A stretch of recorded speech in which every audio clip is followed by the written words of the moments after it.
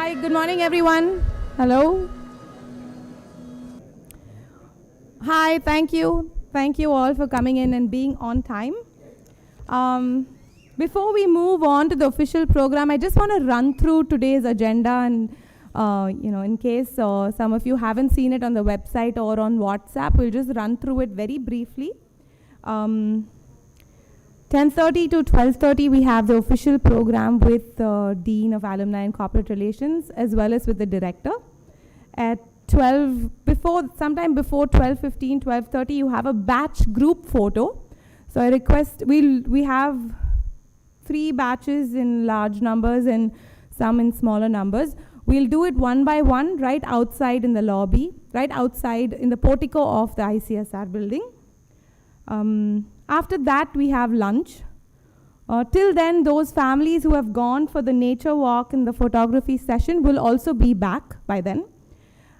After that, we have lunch from 12:30 onwards. Soon after lunch, we have batch catch-up sessions. We've organized 3 to 4 different halls in ICSR itself for each batch. So I'm going to read out the batches. 1998, this is the same hall for you from 2 to 3 p.m. If you finish lunch earlier, you're welcome to start the session earlier. 2003 will be hall 3 and all of the other batches, 2008, 2018 as well.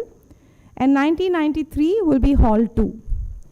So post that session, we have the campus, department and hostel tours. We have 2 buses which will go in different directions.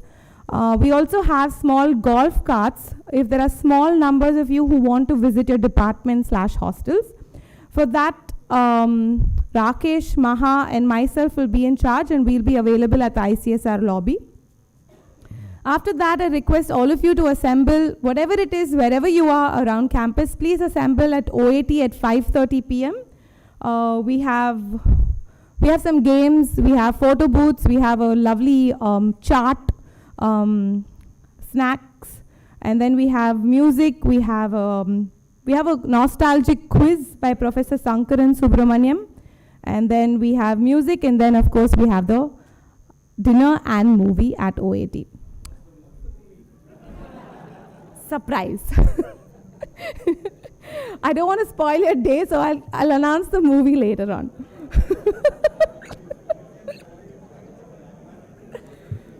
Well, the movie was initially cancelled because of sincere, passionate requests from all of you. We've played it back on. Sorry? Is it an old movie? No, it's a new movie. Because we thought we should also do it for the families that I've visited. I'm sure they'll enjoy the new movie. We can play it on the iPad. So a movie will wrap up around 10:30. After that, we have buses back to hotels. We also have 1 or 2 cars. On special request, you can use those cars. Tomorrow is a late start. We assemble at Vatsa Stadium at 10 a.m. We have a lot of games, fun games as well. And after that, we have lunch at Nilgiri Mess. And at 2 p.m., we have the Research Park tour. From there is the farewell at 4:30 p.m. from the Research Park itself. So if there's any questions, any doubts, again, please feel free to reach out to Maha, Rakesh or myself, and we're there to clarify things for you. All the best, and I hope all of you enjoy your time on campus.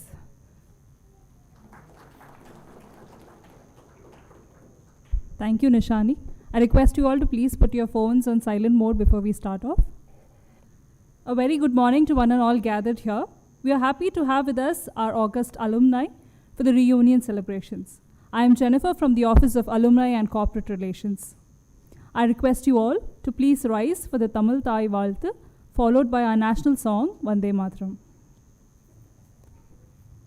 நீராரும் கடலுடுத்த நிலமடந்தை கெழிலொழுகும் சீராரும் வதனமென திகழ்பரத கண்டமிதில் தெக்கணமும் மதில் சிறந்த திராவிடனல் திருநாடும் தக்க சிறு பிறை நுதலும் தரிதனரும் திலகமுமே அத்திலக வாசனை போல் அனைத்துலகும் இன்பமுற எத்திசையும் புகழ் மணக்க இருந்த பெரும் தமிழனங்கே தமிழனங்கே உன் சீரிழமை திறம் வியந்து செயல் மறந்து வாழ்த்துதுமே வாழ்த்துதுமே வாழ்த்துதுமே. Vande Mataram Vande Mataram சுஜலாம் சுஃபலாம் மலயஜ ஷீதலா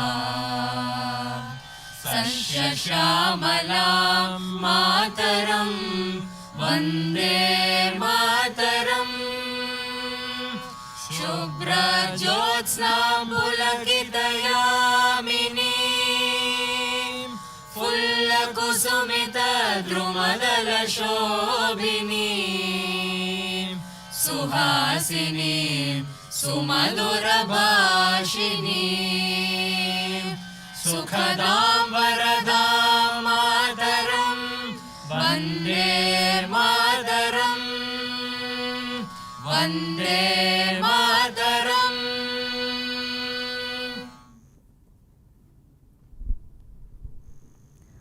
I take this opportunity to invite Professor Mahesh Panchagnola, Dean Alumni and Corporate Relations, also an alumnus from the batch of 1992, to deliver the welcome address.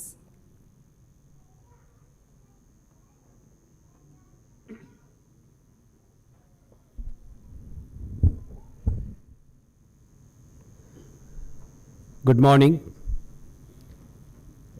This is one of my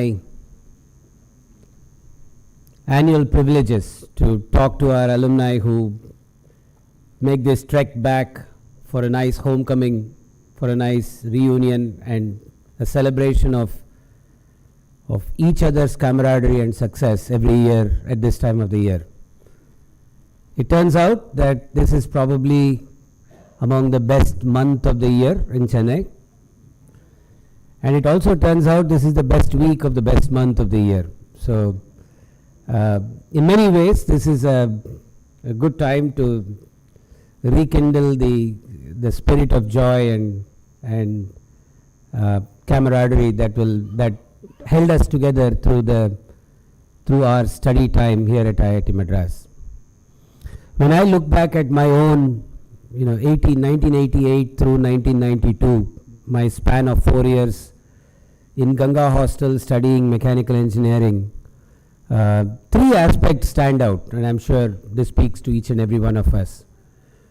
One is the time we spent with each other in the hostels, solving one world problem at a time, sitting at the wing cot with the newspaper in hand and potentially debating a possible solution to the Israel-Palestine conflict. Those conversations really helped us grow up as individuals, because we were quote unquote debating with individuals that held their opinions just as every teenager would, firm and rational in their own way. And the time we spend with each other in the hostel is a part that we all hold very dear to our time here at IIT Madras. A close second is the time we spent in the classroom.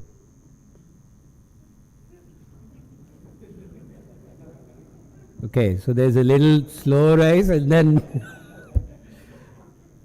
good. So the reason I bring this up is I want to tell you that nothing has changed at IIT Madras on those 2 counts. The idea of us doing more outside the classroom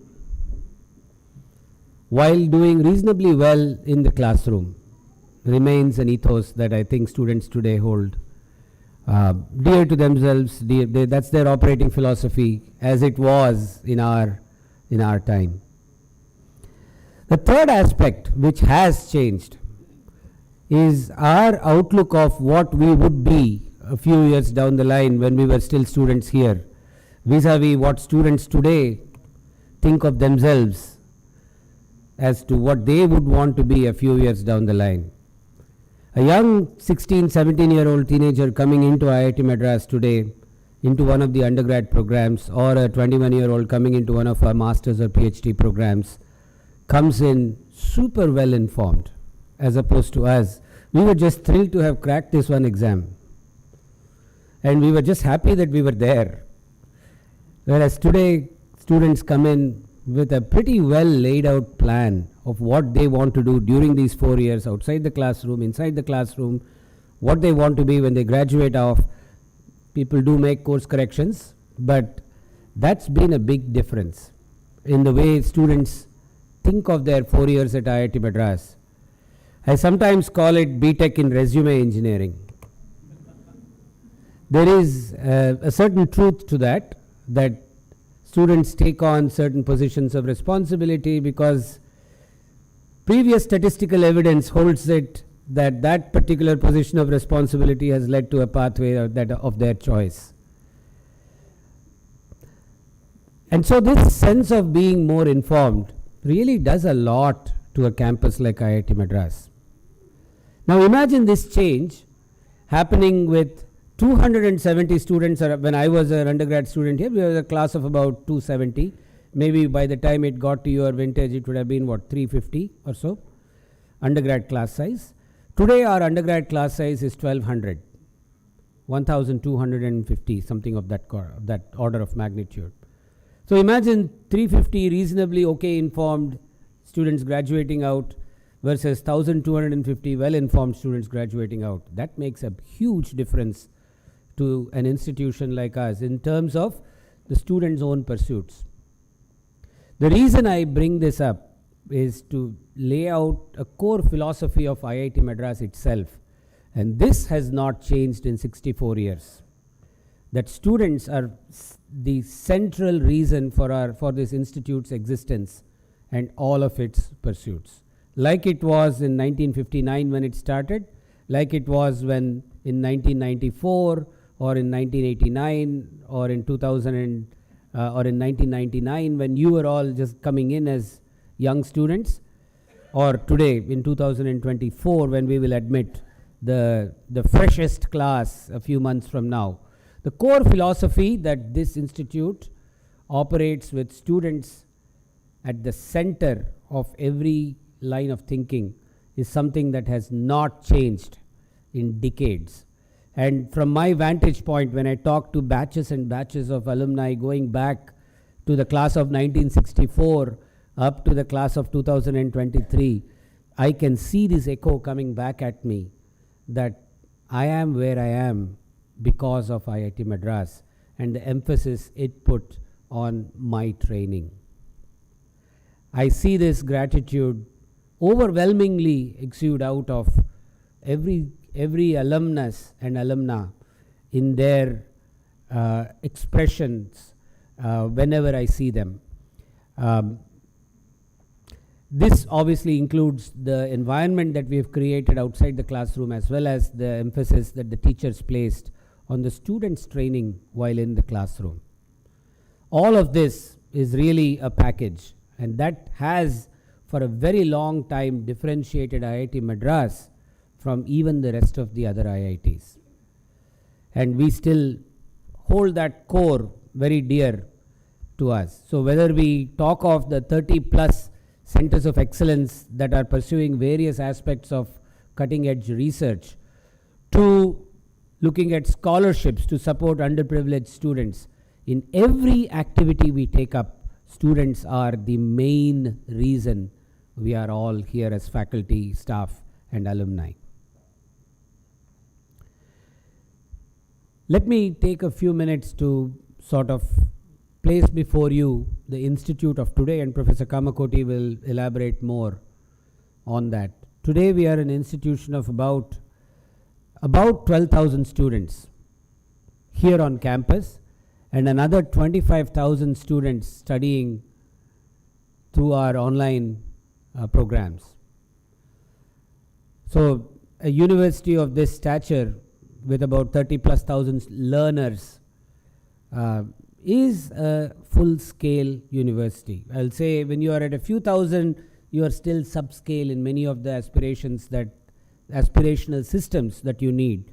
But once you are at this scale, there are a lot of enablers that come your way, and IIT Madras is now beginning to see the benefits of several of those enablers. One of the main enabler is that once you are touching this large number of students, and imagine the number of younger students wanting to become part of this cohort of 30-some thousand students.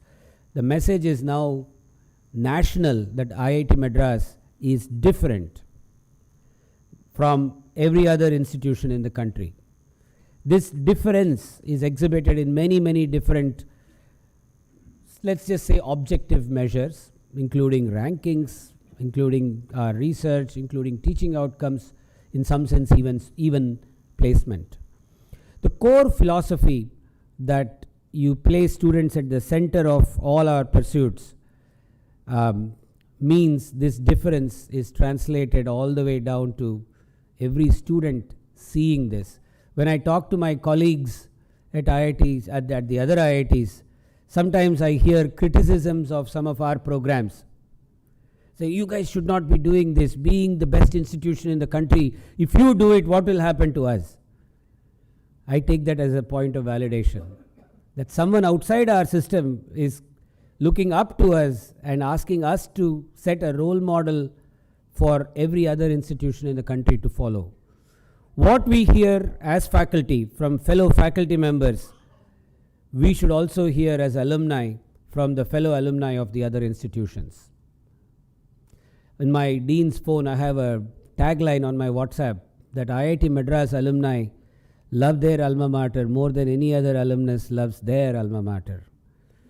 And I have seen this evidence time and again, whether it be in terms of support for various programs through fundraising, whether it be through alumni participation, or whether it be through just becoming a well-wisher and being there for students and the institution at large. There is a big chunk of our success that is only to be attributed to the involvement and support of our alumni. This institution stands on 3 legs: our students, our faculty and staff, and our alumni. And I'm very happy to be part of this institution because all 3 legs are very, very strong. And it's your involvement and your passion that makes this institution that much stronger. You are among the most committed of stakeholders in this brand IIT Madras, because each of you has a small vested interest in making sure that this institution grows in stature. When you all graduated, IIT Madras was a reasonably good national institution, but a few years from now, when it becomes globally relevant and globally reputed, you stand to gain, even though you technically did not graduate from a globally well-known institution. When it becomes globally well-known, some of that fame will rub off on you, and you can proudly claim that you had a hand in its growth to becoming a globally acclaimed institution.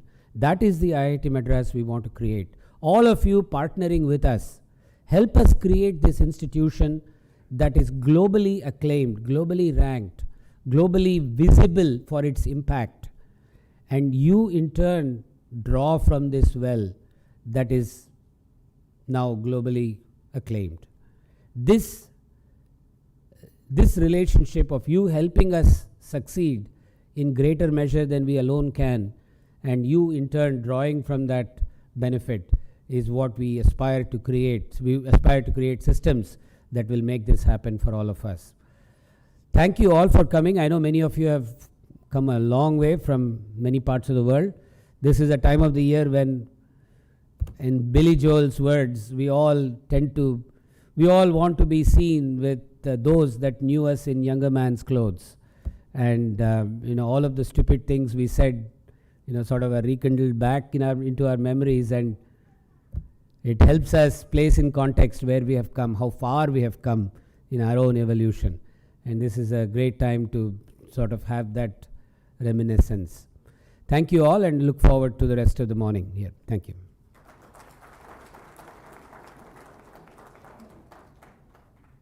Thank you, Professor, for the very warm welcome. With immense pleasure, I request our Director, Professor V. Kamakoti, to please address the gathering.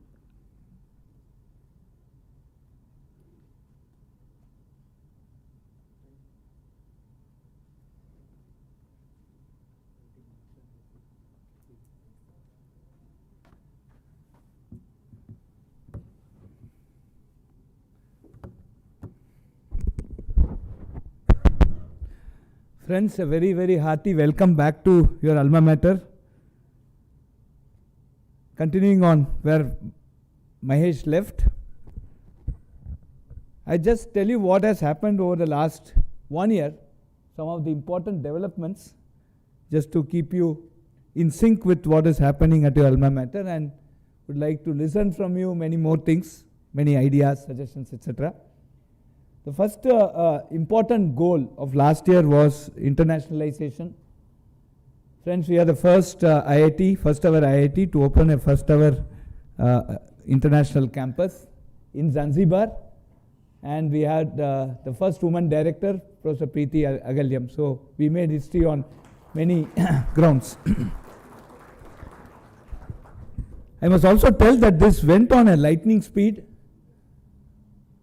The discussion between myself, the Honorable Minister of Education and the Secretary of Higher Education happened on a particular day, and the day where actually the MOU was signed by our External Affairs Minister, the total duration elapsed was 6 months, in which we have actually got 2 cabinet approvals. We got a clearance from their government, clearance from our government, and everything went off so well. And on October 24th, the United Nations Day, which also happened to be Vijayadashami, the classes started. We finished admission and the classes have started. So we are offering a BS in Data Science and AI and an MTech in Data Science and AI. We have admitted around 50 students there. Half of them are from India and half of them are from the African countries. And we just had 1.5 months to actually talk about the institution, popularize it there. Given this very small, aggressive time schedule, but we made this happen. And in the next 5 years, we aspire to have at least 5 courses. And mainly these will not be traditional engineering courses, but it will be more of an interdisciplinary nature, keeping in trend with what is happening across the world. For example, we'll have a course on ocean structures. We're trying to have a course on medical sciences, etc. So we will keep you updated on what is going to happen. So there's also a request from me that whenever you travel to that part of Africa, do visit our campus there. We have started off with a 10-acre temporary campus. But we are already, they have identified and the foundation stone is laid for a sprawling 232-acre sea-facing campus. And so it's a very wonderful spot. It's also a good tourist spot also. So do visit and interact with our children there. It will be extremely a very refreshing thing for you. So this is where I'm going to put a set of requests which are more than the funding that we normally ask. These are going to be the participation from alumni in many of our activities that we work together on these things. The next important achievement for last year was that we have created 2 departments. One is the Department of Medical Sciences and Technology, and another is on the Department of Data Science and AI. So Department of Data Science and AI has faculty from 6 different departments. Around 16 of them have joined the new department. And the Department of Medical Sciences and Technology, when this was announced, Professor Gopinath, who is 85 years old, he actually came. He was actually in tears. He said, "This tears of joy." In 1995 in Senate of IIT Madras, he proposed that, he was mechanical professor, he proposed that we should start a medical science, and lot of the Senate, it seems, laughed at him saying, what can we do about medicine? So he said, his dream has come true after 28 years. Yes, it's a very important activity. Friends, as we see, if you look at the health sector, there are 4 important verticals in health education. One is biology, genomics. The next comes the physiological understanding of the human body, the physiological modeling. Then comes pharmacology and the medtech devices. And finally, the last vertical is clinical applications. Traditional courses, MBBS or Bachelor of Science in Biological Sciences we have, or the biomedical, basically look at the 3 verticals, which are the basic genomics and anatomy, etc., and clinical applications and pharmacology, and clinical application, pharmacology and medical devices, and on the other hand, clinical applications. There are almost close to very, very less number of institutions which are looking at the physiological modeling of the human body. I just suggest, the inspiration came from a book called Virtual You. If somebody would have read that, if you have not, please do get the copy. It's a very interesting book which talks about making a digital twin of a human, any human person. That's fine. So that is one inspiration, and we started this Bachelor of Science in Medical Sciences and Engineering, and this is our recent course. The admission to this course happens through the IISER aptitude test. IISER institutions, many of you would know, is there are around 6 or 7 IISERs in the country, and they have an entrance exam. Around 1,25,000 write this exam, and I'm very happy that in the top 100, 22 of them have joined our program this year. And we have commenced the course in July. We have around 10 professors of practice, doctors, very leading doctors, leading experts, and then 6 engineering faculty. We have recruited another 3 more faculty now. So we are now a department of 20. And from the January semester, we are going to start this PhD program. It's called the MD PhD program. Friends, we have a very big dream in this. 37% of the Nobel laureates are these MD PhDs.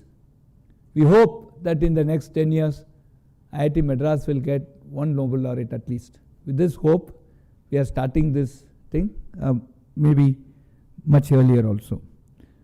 And then the last one, keeping in trend. See, today everybody wants to do machine learning and AI.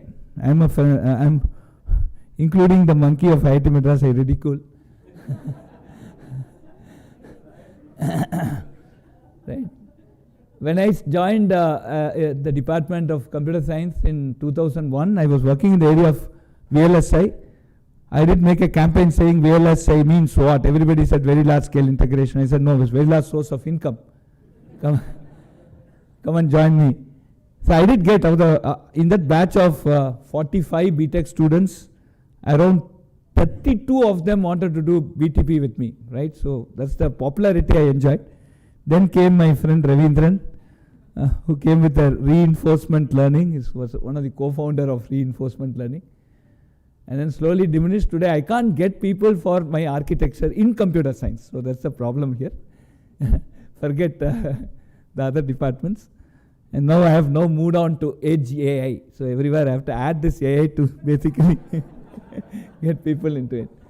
So with this type of mentality, we are finding people, hardly say 5 or 10% of the students want to stick to the core. But friends, you know, today, what I am proud of, right? If you say the last few rankers in the JEE advanced list, they select naval arc and biological sciences. Today, you and me are talking very happily without a mask because of vaccine, which is not found by computer scientists like us, at least like me. It's by biological scientists. And today, if you look at the entire maritime economy of our country. We are the only country where a ocean is basically named after our country, Indian Ocean, correct? And the whole maritime economy is very, very big. And I am also very proud to tell you that if you look at the India map, the entire Mala, starting from this side, this northeast, and then coming to Calcutta, then to Orissa, then to Andhra coast, then Tamil Nadu, then going this side, the Cochin, this Mangalore, Goa, up to Gujarat. Every port is controlled by our ocean engineering department. They want to plant one tree there, they call one of our professors here, Murali, can I plant this tree? So that is the amount of respect they have. I will not say control, but the respect they have. And that's the largest revenue generating department of IIT Madras is ocean engineering, not computer science. Okay. But how well informed our young students are, that these two are biological science and ocean engineering are the last rank. I have been DE chairman in 2010, 2011. Until today, it continues to be in the last rank. That's what we can't do anything. So a lot of people say you are NIRF 1, 8 years, but the top 100 students are going to IIT Delhi and IIT Bombay. I give this example, sir. Within us, we have so many contradictions. Okay, so one of the things that has happened, many people are unhappy about what they have got. B.S. Murthy used to say, he's now director IIT Hyderabad. Whenever I meet him in the corridor, I say, Kama, you are very blessed. I said, why? He said, when I go to the BTech class, everybody looks sad. They ask, why are you sad? They said, we did not get computer science. They said, I'm also facing the same thing, Murthy. Why? All of our class said, I did not get computer science, Bombay. Go and ask a faculty in Bombay, except one student, everybody is unhappy because they did not get the JE rank 1. Okay. Right? So there is no end to this. So keeping all these things in mind, Professor Bhaskar did a very, very, very interesting thing, that he somehow convinced our Senate. Friends, this is a Senate hall. The Senate meeting happens here. And our Senate runs for, very happy and proud to tell you, each of our Senate runs for close to 7.5 hours. And we discuss all threadbare. So any decision that is made, anything that comes out from, has gone into very serious discussion happens. Bhaskar was able to convince the Senate that 40% of our credits can be free elective. Only 60% core course is enough. We can all touch our heart and tell, right? I can tell about Hari. Hari is here, right? Hari, how much of our courses we remember? Okay, right? We can very clearly tell 60% is too much, right? 10 or 15% of our courses, if you remember, I think it's good. So Bhaskar came out with this very nice idea that 40% can be free elective. So we used that, and we have launched something like 15 interdisciplinary programs, wherein at the end of your 6th semester, end of 4th semester, you can start taking some electives which are close to that interdisciplinary program. And then at the end of 6th semester, you can make a choice. You spend one more extra year. You take a BTech in your Karma degree, JE rank, which is a month. And then you also do this interdisciplinary course. So friends, today a civil engineer can graduate with a BTech in civil engineering and an MA in public policy, okay, as diverse. Okay. And that's very, very important. Today somebody has to do the Pradhan Mantri Ghar Yojana. I think he needs to understand civil engineering and also public policy, right? So, and very interesting, somebody came and told, Kama, you should start quantitative finance. For me, finance itself was very far off. We always claim we are more Saraswati than Lakshmi.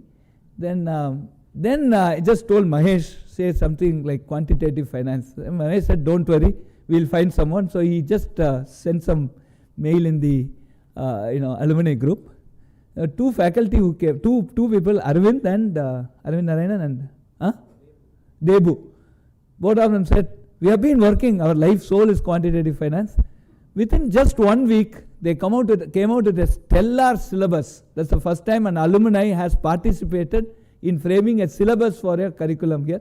So this is where we have started involving alumni. So I am requesting all of you that we will certainly get back to you with these. And that course we launched. Now this year I'm told at least I have got some 20 emails saying quantitative finance doesn't require a lab. Why are you putting a cap on the number of seats? So for the 35 seats that were announced last time, this time I requested DOMS management studies to increase to 70. We have got more than 400 applications, I believe. Okay, so somebody can do a BTech in Naval Arc and do a MTech in quantitative finance. Maritime economy, they can understand hopefully much better here. Okay, so we have 15 courses, and this we have now made it into international MTech programs also. So our international crowd is increasing. So this year, friends, we have close to 100 students from outside India, and we will be growing in numbers. We also had a very, very nice, when we thought of Tanzania, when we thought of international campus, three things came our mind: that country should need us, their government should support us, and the third one is their school system should be good. And Tanzania clicked all these three things. Because if the government doesn't need us, or they don't need us, then we just go there, we become second-rate citizen.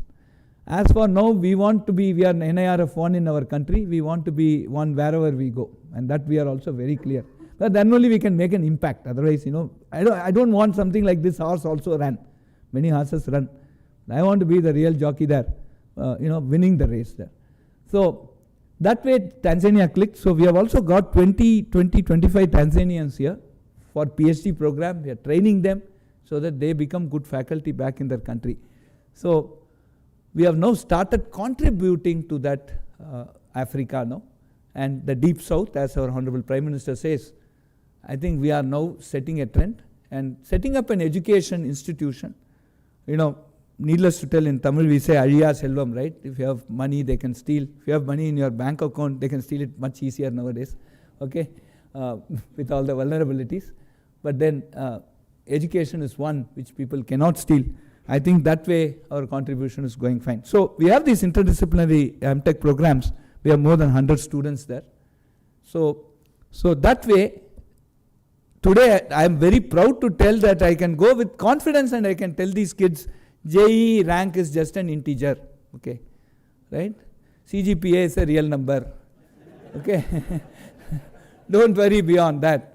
But you find in 2 years, you find there are many students, even as early as when I was doing PhD and Hari Balke and all we are there. There were people who said that they would not have chosen computer science if they came to know that this is such a stupid course. Okay, so so the people who said that still they wanted to have a different career, but they realize it somewhere around second, third semester after they go into some core courses, and they find that their interests are different.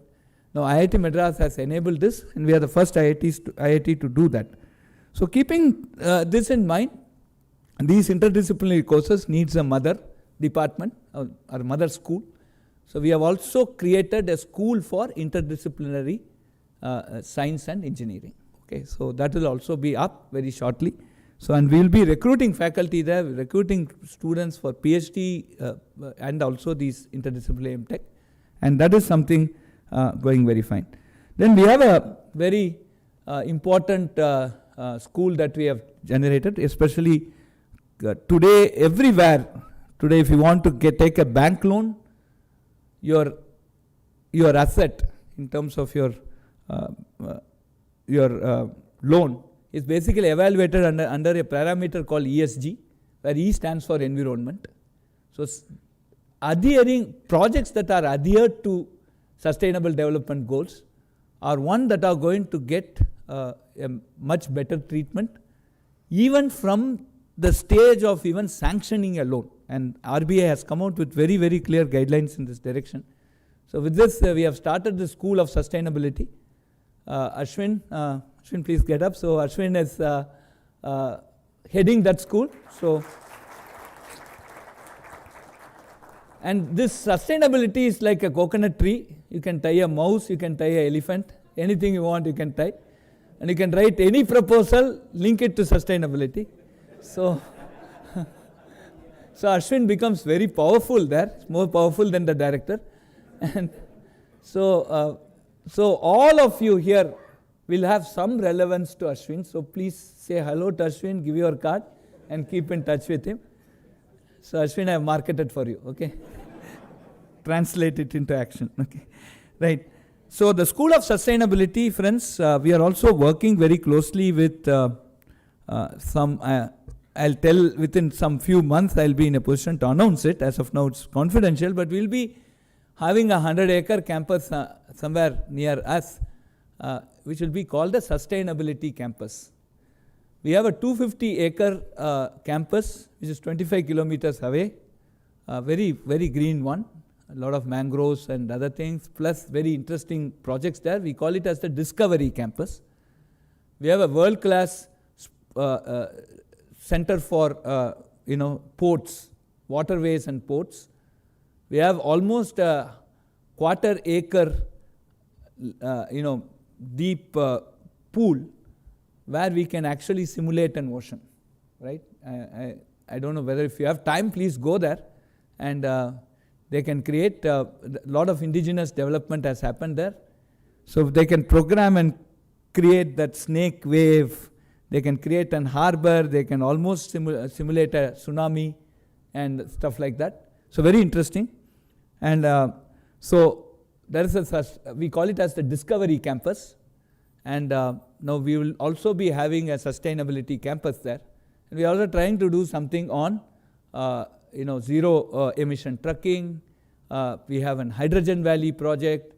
Then we are also trying to get some green fabrication things and many other projects, Center for Energy, and a lot of things that are going to happen in the area of sustainability. Now, how much time? Over 5 minutes.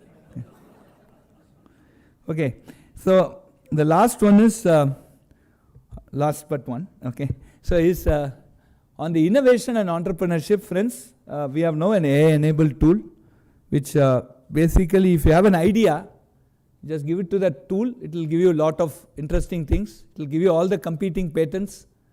It will also tell you, if you want to market this, what is the total addressable market. It's an Atmanirbhar tool developed by a company in Chandigarh. And we have got around 500 licenses. I convinced that person and got 500 licenses here. So we are now going on a patent a day scheme. So this year this financial year, I would like to close with 366 patents, because 2024 has February 29. Okay. Last year we had 240 patents and 179 granted. Okay. And in the last 6 years, none of our patents got rejected so far. So this is the thing. And we also have done a lot of transfer of technology. So these patents are in deep tech, not some. There was a company which went and patented double click. So we are not doing those things. Okay. So we just transferred our 5GI to Tejas network for a $1.25 million or $1.3 million. So last week. And there are a lot of health tech close to $1 million. So this year IIT made around $2.3 million. But I'm sure this is going to become much more larger. And we have around 400 startups currently that we have incubated. And we have the Center for Innovation, which is funded by Shankar and Sudha, and the Nirman, which is a pre-incubator, and then the Gopalakrishnan Deshpande Center, and 5 incubators we have. The mother incubator, the IIT Madras Incubation Cell, which is situated in the IIT Madras Research Park. Plus we have an incubator for cyber physical systems, IITM Pravartak Foundation. We have an incubator for the bio. We have a bio incubator. We have a health technology innovation center for the health tech. And then we have a RUTAC, RTBI, the Rural Technology Based Incubator. Slowly we want to start a FinTech incubator also. The Brain Research Center, the Brain Center, if you have time you can visit, is also doing some state-of-the-art work in the area of slicing the brain and trying to do a structural model of the human brain. And we are the first to actually take the human brain and slice it. So you can, and a lot of indigenous development has happened in that direction. We had two interesting exits. Medibuddy, a company in which we invested around $4,000, returned us 14.5 crores. right, in the last 6 months. And GUI, which is another company, is working on multi-language, multilingual thing. We again invested around $3,000 and they returned back something like 4.5 crores. So we are seeing that very good return back, which is again plumbed into the entire system. So this year we want 100 startups, and within the next 2 years, we want the first day placement stuff to go as 20% of the graduating students of IIT Madras have either become CEOs or CTOs, or they have joined the company incubated by IIT Madras. So this is the statement I want to get, because if India aspires to be a superpower in 2047, it's very important that we become employers rather than employees. So this is one very, very strong message that we want to give, and I am motivating the kids to do. So we have certain exciting things that God's grace should happen this year. We have Agnikul, the first company to make a 3D printed rocket. We have the patent for it, and we are able to make a rocket engine in 72 hours, 4 rocket engines in 72 hours, which are reasonably, not so sophisticated, reasonably complex, reasonably simple, either way, 3D printer. So the rocket factory is there. We have started a diamond factory, so the lab-grown diamonds is coming up very nicely. So the Hyperloop, Avishkar Hyperloop is going very fine. We have 490 meters of track, which will be Asia's largest type of track. If things go well, next year we would like to have the Hyperloop international competition done at our Discovery campus. So these are some very interesting things that we are doing. The last one is our outreach. Friends, we believe that the gross enrollment ratio should become 50%. That is, number of kids who move from the school to the higher education. So when we were announced as the top ranked institution for the 8th consecutive time, a reporter asked me, "Are you happy?" I said, "How will I be happy? The gross enrollment ratio today is 30%. If 70% of our kids do not come to higher education, what does it mean to be number one higher education institution in the country? Doesn't mean anything." So we started intervening. So we have started what we call as rural interaction centers, where we have set up TVs, we have set up internet, a Zoom connection, and we start talking to the kids between 6 and 8 every day. And in the last 1 year, the pass percentage on some of the places where we started intervening has improved from 50% to 98%.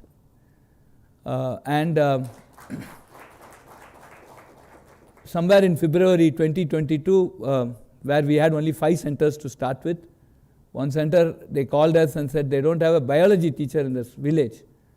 And the kid was just scoring some 21 marks, but they are interested in biology. We arranged a teacher from Chennai who actually educated them through the internet.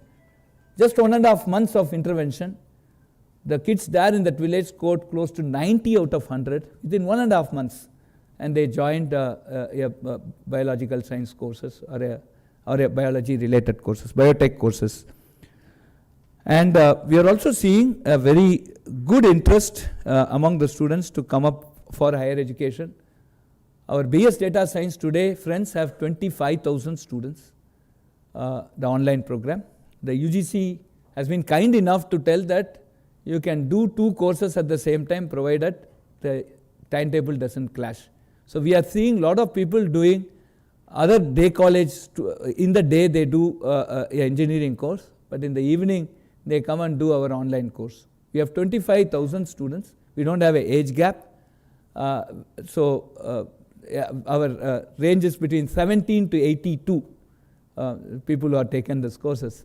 We also have families doing this, father, mother, son, daughter, everybody doing these courses. So it's creating a different landscape. Yeah, I'm going to find out. Yeah. It's creating a landscape. It's actually changing the education landscape of our country. We have also introduced a course on BS for electronic systems. Again here, friends, we went to 20-30 corporation schools here, and we selected around 200 below poverty line children, and train them for the eligibility test. The eligibility test is not a simple one. We asked for analytical. It's as almost as complex as the quant and anal of your GRE. And within four weeks of training, some of the kids, one of the kid, around 120 cleared, and they joined the course, right? Just given them the opportunity here. And I am very happy to tell you, a kid from mother was a housemaid, father no father, single parent. She cleared she completed the 3-hour quiz exam in 1.5 hours and scored 80 marks, right? So this is the type of if you give an opportunity to the poor, this is the way they are shaping up. And IIT Madras is experimenting this, and I must tell you, we are very happy with the experimentation. I just want to wind up with one video where we are in Arunachal Pradesh. We are teaching a circuit theory to a 2nd standard kid. This normally comes as a 7th standard topic. We are now, I just have 1-minute video. This is how the Vidya Shakti program, this rural interaction centers work. So just look at this. He is a volunteer from IIT Madras who is doing this in Arunachal Pradesh village. अरे volume लगता है. ऐसा कुछ नहीं, इसको समझना चाहिए. समझते हैं तो कौन सा भी एग्जाम, कौन सा भी परीक्षा हम लोग लिख सकते हैं. कोई भी पूछेगा तो हम लोग जवाब दे सकते हैं. इसके फायदा यही है कि 2 स्टैंडर्ड स्टूडेंट को हम लोग ने 7th स्टैंडर्ड सब्जेक्ट को सिखाया, वो भी आंसर भी कर रहे. अभी उसको क्वेश्चंस पूछता हूँ. आपका नाम क्या है? Sangeet Kumar Singh. Ankit Kumar Singh. Okay, good. Now इसका नाम क्या है? बैटरी है. इसका नाम क्या है? इसका नाम क्या है? चाबी को इंग्लिश में क्या है? की. Very good. ये इसका नाम क्या है? ये क्या है? ये भी वायर है ना. ये सबका सब मिलकर उसका नाम क्या बोलते हैं? नहीं, चार्जिंग नहीं. उसके नाम बोला था ना. इसका नाम सर्क्यूट. याद है ना? सर्क्यूट. इसका नाम क्या है? क्या करने के बाद वो लाइट जलेगा? की लगाने पर लाइट लगेगा. की को ऊपर करेंगे तो क्या होगा? ऑफ हो जाएगा. So this is where we are touching the children. This is just an example, friends. I think we are very committed to take this now. We would like to open it by this year end, this financial year end. We are looking at opening 1,000 such centers. We have 200 of them, 100 in Tamil Nadu, 100 in Varanasi, and 9 in Sri Lanka. Right? 209 we have now.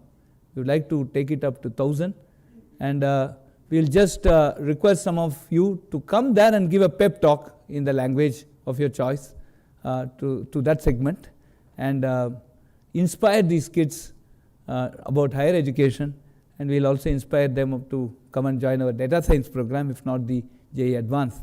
And we'd like to see some of these kids as our alumnus. I think that will be a pride for all of us. Friends, thank you for your patient hearing. I think Mahesh is getting restless. So thank you very much. This is what your alma mater is doing. I'm open for any suggestions, constructive criticisms, everything, and we will take it forward. Looking forward to your all-in-all participation in all our initiatives. And if you have any suggestions for any new initiatives, we are very open to take it. Thank you very much.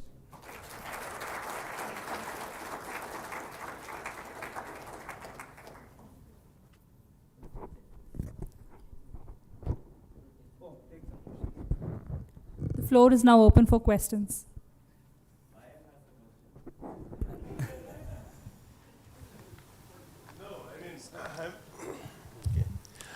I'm much more simple, like actually, like, I mean, they gave me Lion and all big title, like, but, you know, I'm more of a heart guy than the brain guy, like, but we are doing all Hyperloop and all that. That's all great, like, but my question is very simple. What are we doing about the white stripes on the road? Like, I mean, we can do, probably like remove all the parapet walls in the hostel and kind of paint a white stripe and try to detect them with Edge AI and try to make everybody learn to live safe like inside the hostel, like by not falling out of the thing, like by just detecting the white stripe. Or we need to do something different with the white stripes on the road. Like, sometimes a simple problem, what looks like a simple problem is not a simple problem. It needs a different kind of thinking. It's a techno-economic problem, but I think like doing roads differently and kind of trying to make best use of the road infrastructure that's being laid out needs a different mindset. And I think like IIT Madras should lead in defining the next generation high efficiency roads. And it's not just by laying the same white stripes just because they're there everywhere in the world, like actually. So I think that's what my suggestion would be, because I'm very passionate about it, and I also incubated a company through IIT Madras, though I have not yet made sufficient progress. But yeah, I think we should lead in actually redefining what high-speed road transport should be, like actually.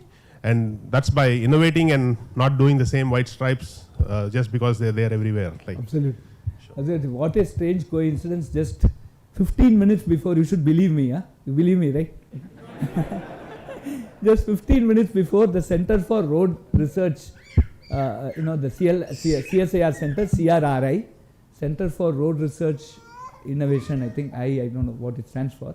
CRRI just contacted us, and they've been given a mandate to work with IIT Madras on the next generation road and road safety. Okay, so this is number one. The number two is, of course, we are not working on the technology for roads, but we have actually started studying Indian roads by in terms of accidents, and how do we reach out to the people when there is when there is an accident. And we have actually started identifying, in state of Tamil Nadu, we have started identifying some hotspots. So there is a Center of Excellence in Road Safety, which is trying to work on that particular aspect, which is basically data driven, right? We are not doing anything on technology. But now CRRI is mandated to look at next generation road technology in terms of having roads that are more sustainable, which use much more less of carbon, and at the same time materials for that, and also more of sensors and automation and more technology, so that safety is exactly not the white stripes, exactly what you have told. The same definition has come in. Sometimes like I gave you the simple example, right? Like we can start removing the walls in the buildings and the parapet walls and say like we'll draw white stripes, and you can apply all kinds of AI to detect those stripes and try to live. But that's not the thing that I'm looking for actually. Right. We need to rethink like how we want to kind of do the lane separation and kind of absolutely, high absolutely, speed, and high capacities on the roads. Like absolutely, absolutely. Sure. Thank you very much. But I didn't get your name, sir. I'm Surya. Surya. Just ask for lion. You will lion. Lion. Okay. So we will. Yeah. I love the nickname. So Make in India has a lion icon. So so in the CRRI advisory board, lion is there, pa. Perfect. This is how we involve the engaged alumni, pa. This is actually an example. Okay. Thanks. Along the same lines, do you envision IIT Madras contributing in city planning? Like for example, water logging, right? Whenever there is huge rainfall, how do you go about handling water logging? How do you go about managing the city when there is crisis due to heavy rainfall? See, what we could do last time is we do have a very interesting team working in the Department of Civil Engineering on water logging. One of the things that we did last time was to study, we collected a lot of data on where the water logs, and then we started giving some solutions for this. I've been focused on platooning and lane keeping. I tried to give a very simplistic example about just the white stripes, but yeah, I just wanted to kind of make sure that we have technology that can actually kind of increase capacities. And, He's trying to solve the traffic congestion problem. Oh yeah. So that in summary, so that's what I understood that. Yeah. I understood. Okay. So we just got some data, and we were able to basically predict what would be, the rise in water level in different places. But all the study had led to some improvement in some sector. We had very less time from the last 2015. We had some data, but last year intermediately we had a cyclone. At that time we collected some data, but very less time. But somewhere, some places where they intervened. I know one place near my residence is a place called Sitamakalli, which used to be a lake. Okay, and we had this lake housing project in many cities. Eri Kudiyiruppu Thittam, Tamil. Okay, in lake built houses, like we only started. And there it was actually flooded, but this time the intervention, that area did not get flooded. But then all the water moved and my house got flooded. So that's the other story there. So this is one intervention we did. But there is one very interesting project which I think University of Colorado, and I had some faculty here and one faculty there. They are looking at a network of radars by which we can predict within a 100 meter cross 100 meter area. We can basically predict the quantum of rain accurately to some decimals in the next 3 hours by having this radar technology, and that they have successfully implemented in some city in US, and I think that is one thing that we are looking for Chennai. If possible, we can try and put, but then installing radar is almost like in computer science we say NP complete problem, because we have to go to civil aviation. We don't know really who are all the stakeholders in implementing a radar, getting a frequency there and work. Somebody will say if you put this radar, the autopilot will not work, then gone, right? So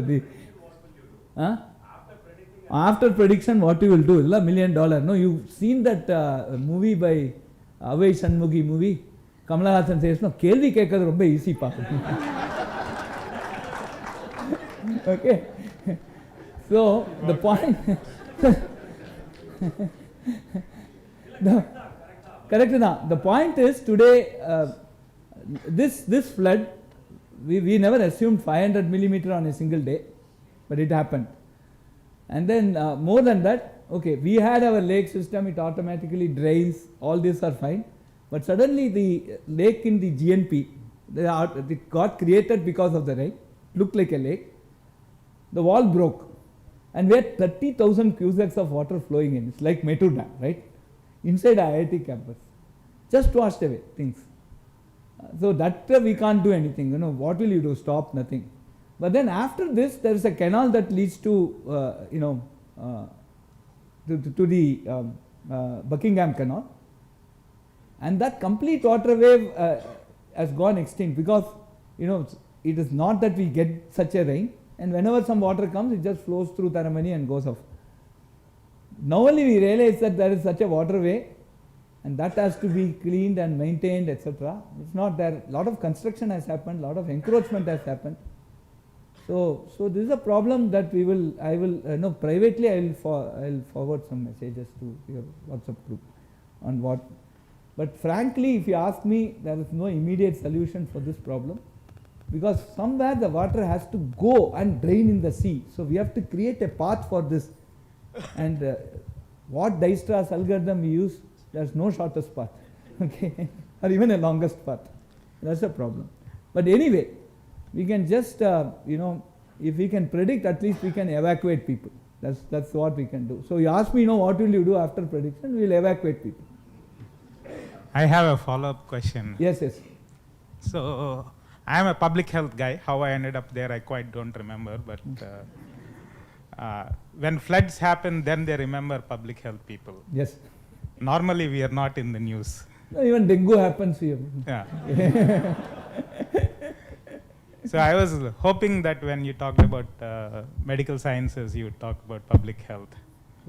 One of the things I am trying to solve at least is we don't know how many people have dengue on any given day. Yes. We have no tracking in this country.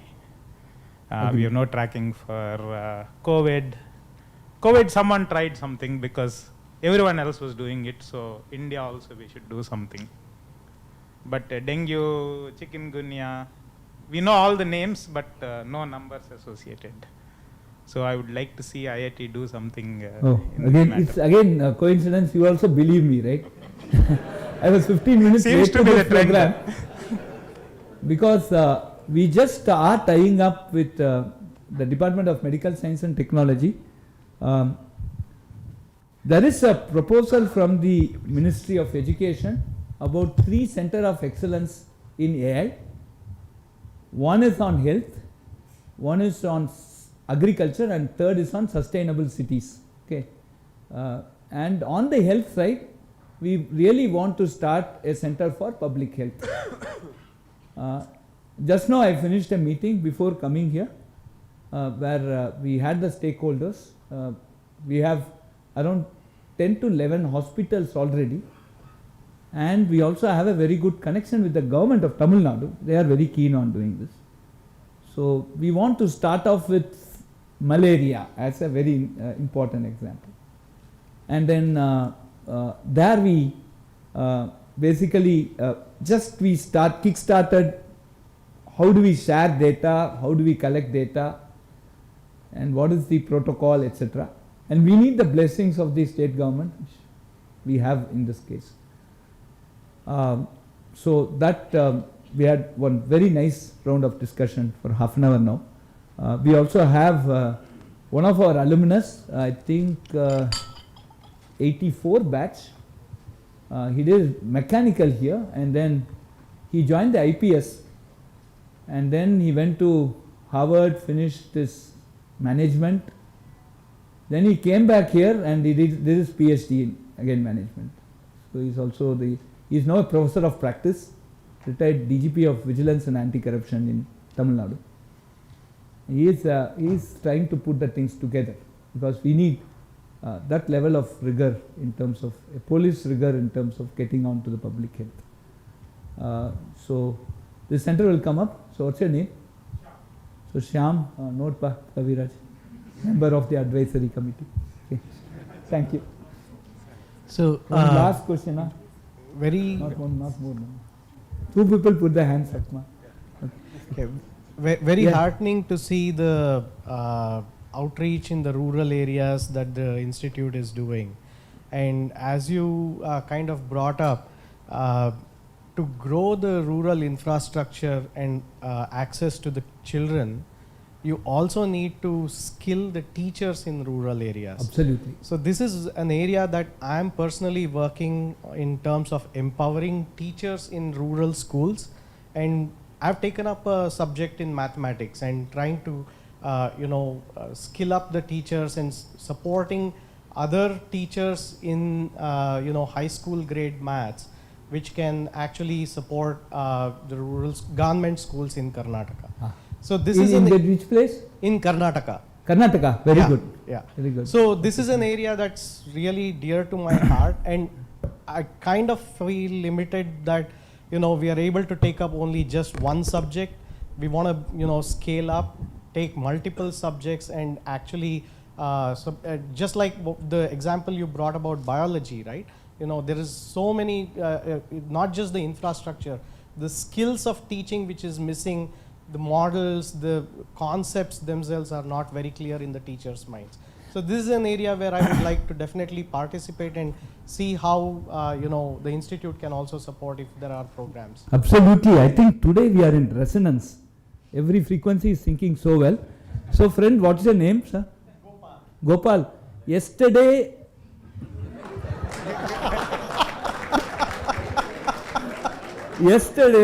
again you should believe me, yesterday we have signed an MOU with a very big philanthropist in Karnataka. We went to Udupi there, our team, who has said that he will create a rural infrastructure in 1,500 schools within this financial year. Fantastic. Where we will be linking all these things together.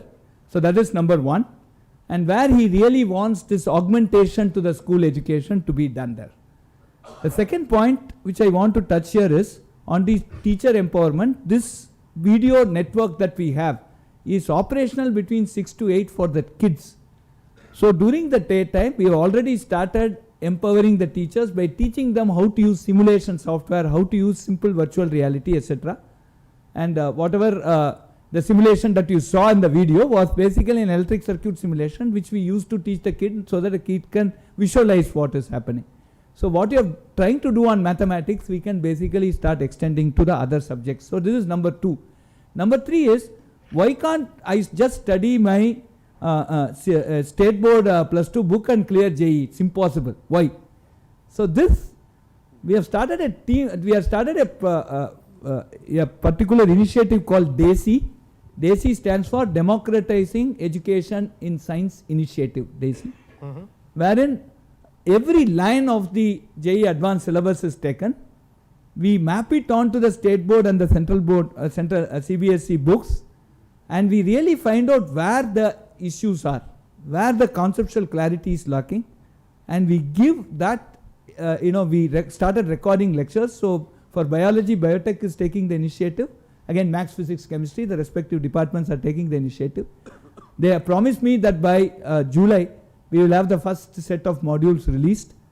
And we are using Barshini. Barshini is a project, it's also funded by the Ministry of Electronics and also the Nandan Nilekani Foundation, where we are auto-translating the English into 12 official languages of our country.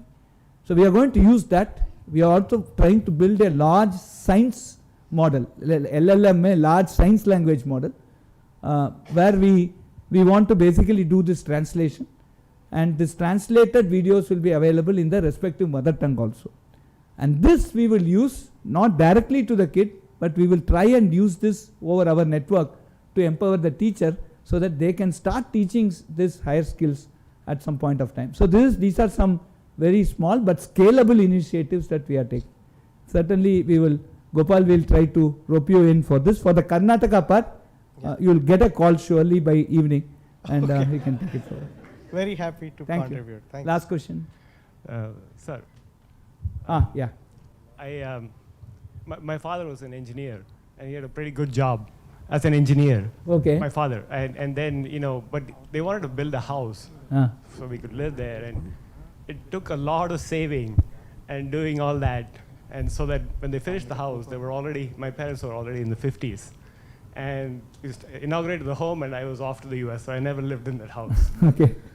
And then I got to the US, and I saw that everybody has a house by the time they're 20s or 30s already. Not because they're making a lot of money, but they had a much more developed financial system so that they could get loans and all of that right away, so the children actually grow up in the house that the parents will eventually end up owning, and so on. And many, many other aspects I could observe of this financial system where the funding is available, the risks are taken from the right people and engineered so that it's transferred to those who have better appetite and all that. That's really a base of helping a lot of other areas of development. So it's not the direct technology, but it's the thing that enables many things. Of course, it's also unstable in its own way. It's inherently unstable, so you have to monitor it and suffer some consequences. I've noticed that in the IITs, especially IIT Madras, I think there's a little bit of an attitude of maybe mattam certifying the finance, and it's the kids who go up there, they're a little bit like traitors to the cause. They studied engineering and they're going to something else, or back in the day it used to be running off the software and so on. I think this is something also an area that the country would really benefit from, and not just quant finance, but just a little bit of the education being reserved for finance and economics.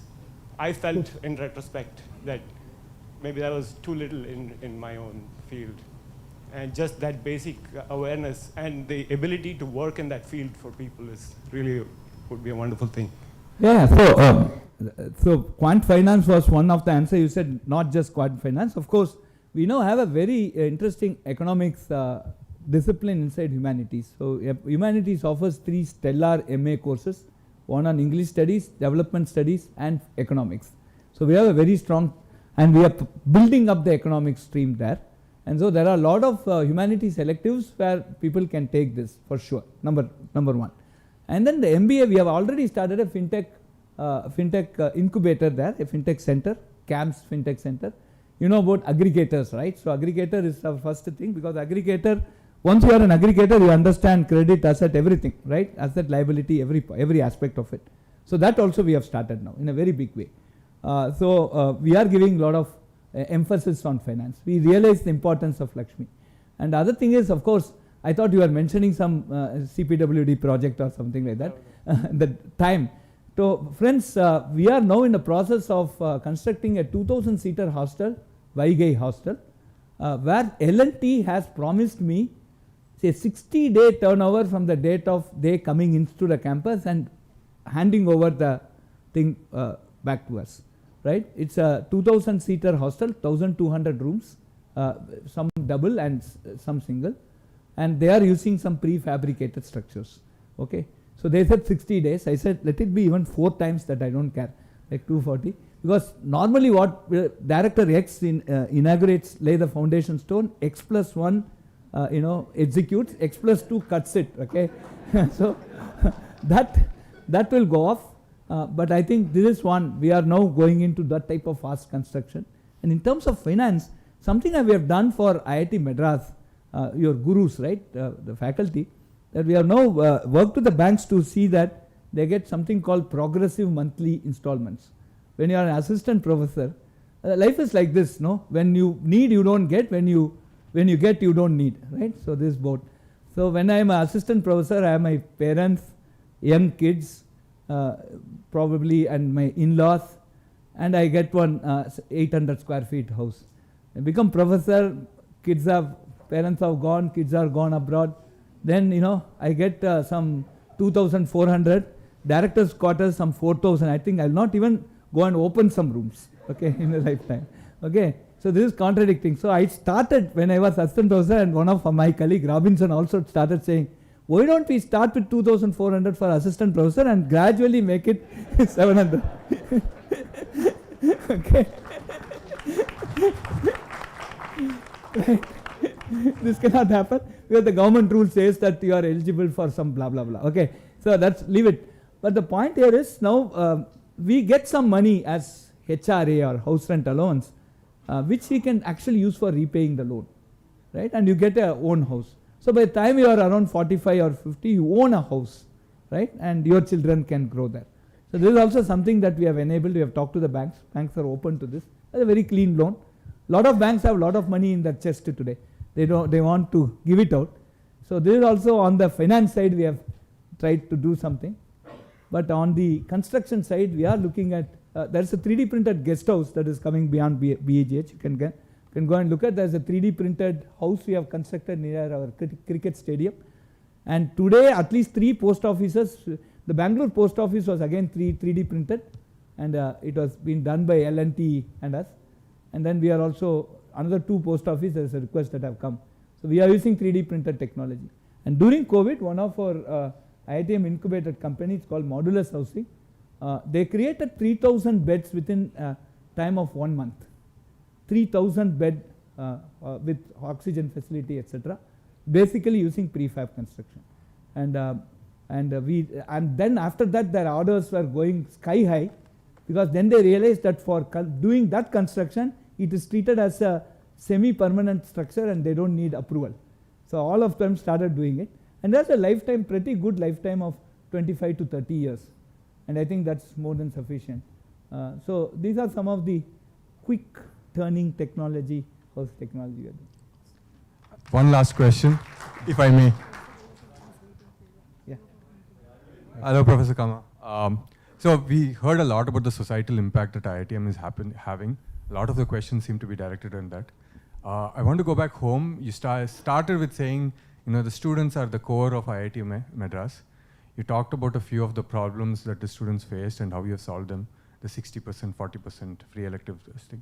What are problems that students face today? What is IITM doing about it, and what is your mechanism of learning and hearing from the students? So, sounds good. Okay. So just to sum up, we have a 10-point program. Friends, so I talked about good things, but I am also equally responsible to tell you about your alma mater. Some bad things that happened. IIT Madras, after the COVID, we last 6 months we had 5 suicides, which rocked us very badly. The reason that we found out was the lack of socialization and sudden stress that comes because of COVID. So we analyzed lot things. So 2 things we have done. So there are 10 different interventions that we had now taken up, and I must tell you that we have saved many lives because of that intervention in the last 6 to 8 months. So this is one part. About those things, I think some alumnus will be talking. Mahesh, they are going to talk? Yes, they'll be talking about right away. And the other thing is that we find nowadays that from 6th standard onwards, the kids never see the field, right? They never see the field. Some 10,000 problems in integration here, come on. Some aldol condensation, 10 different varieties, benzene rings, 100 varieties, not worth it. Okay, so now we are now giving a different message. Friends, we are now going to introduce sports quota in BTech admission this year, and we will be the only IIT to do it. We are starting only one IIT, but it's a big big debate, discussion, etc. But our Senate approved it. I just announced it here. They're absolutely silence, and then when I said what, everybody clapped. So it's just unanimous. So IIT Madras has been in our gene. We had support for sports, and that keeps good health. Essentially means good fresh mind. So we'll be the only IIT to do this year, but I have stuck to my ground, and we are going to start this. And sports complex is coming up again. Contribution of alumni. I am very grateful. 30 crores we have invested. That sports complex is coming up. If things go well, we are trying to invite Mr. Dhoni to come and inaugurate this. Okay, in mid of April. So this will come up. And to end, after 11 years, we won the general championship of Inter-IIT. Okay. So therefore yesterday the kids came. I went to Central Station to receive them. Phenomenal, large, all cups. Any competition you meant, they got either gold, silver or bronze. So they won. They were in the top 3, and we won. And women overall championship also. That's also very, very important. Okay. Thank you. I think she will check me out now.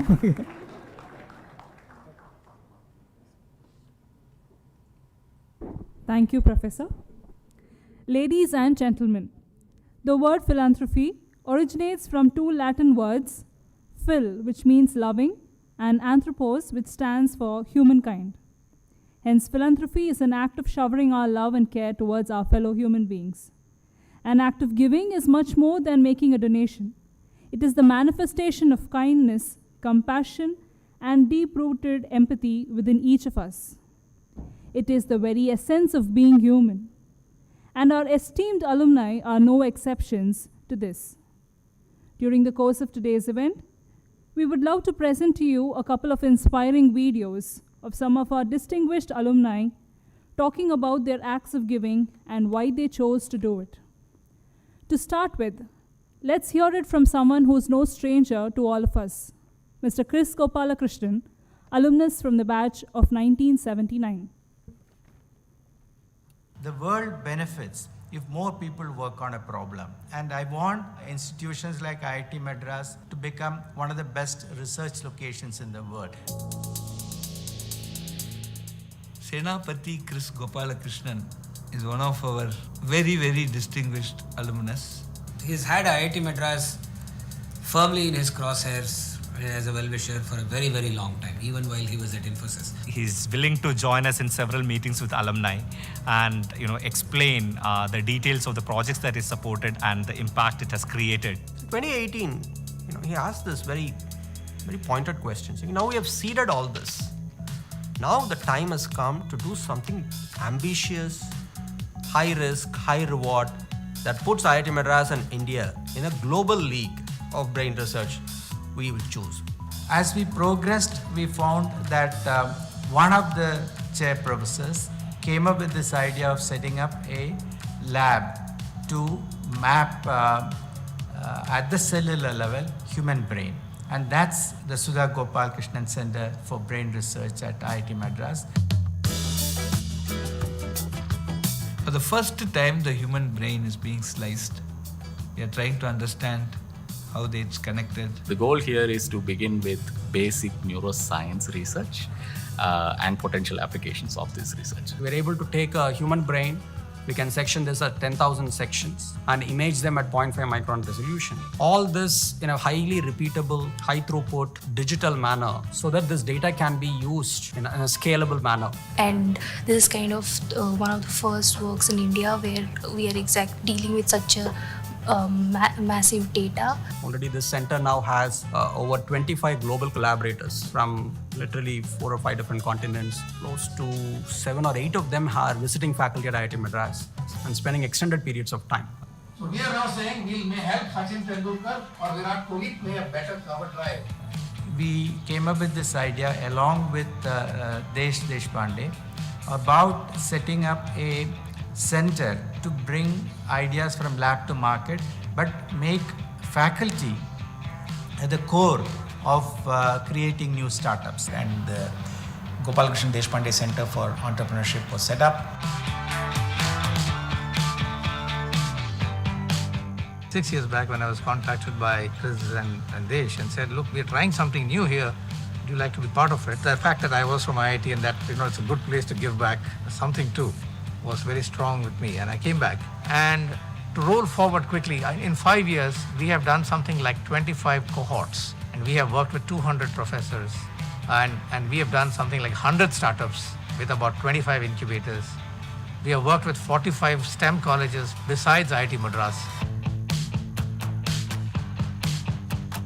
And these are the ways in which each one of us can contribute, and I'm doing my bit in order to make it happen, and that's what drives me. So both you need some long-term R&D, and number 2, you need this promotion of entrepreneurship. Chris does a very, very fine balance on both of them, and has been more of a citizen of IIT Madras than pretty much anybody that I know of. Like when Chris was young, invested his time, we would love to see more of our younger donors come on board. Invest your time, help us become better, and you will see a difference for yourself.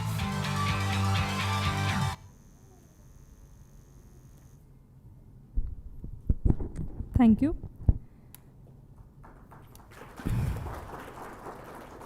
Mr. Madhav Durba from the batch of 1993 is a board member at the IIT Madras Foundation.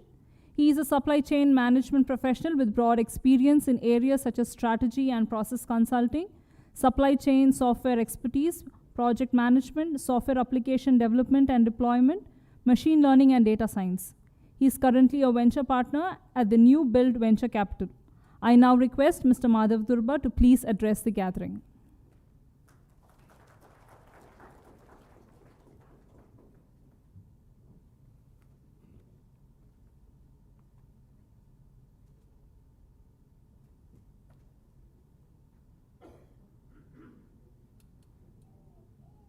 Thank you.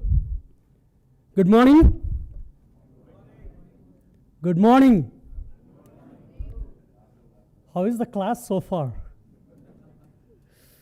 All right. It's a tough act to follow Director Kamakoti, but what I wanted to do is, I'm playing a dual role here, give a quick update on class of 93 and some of what we've been up to.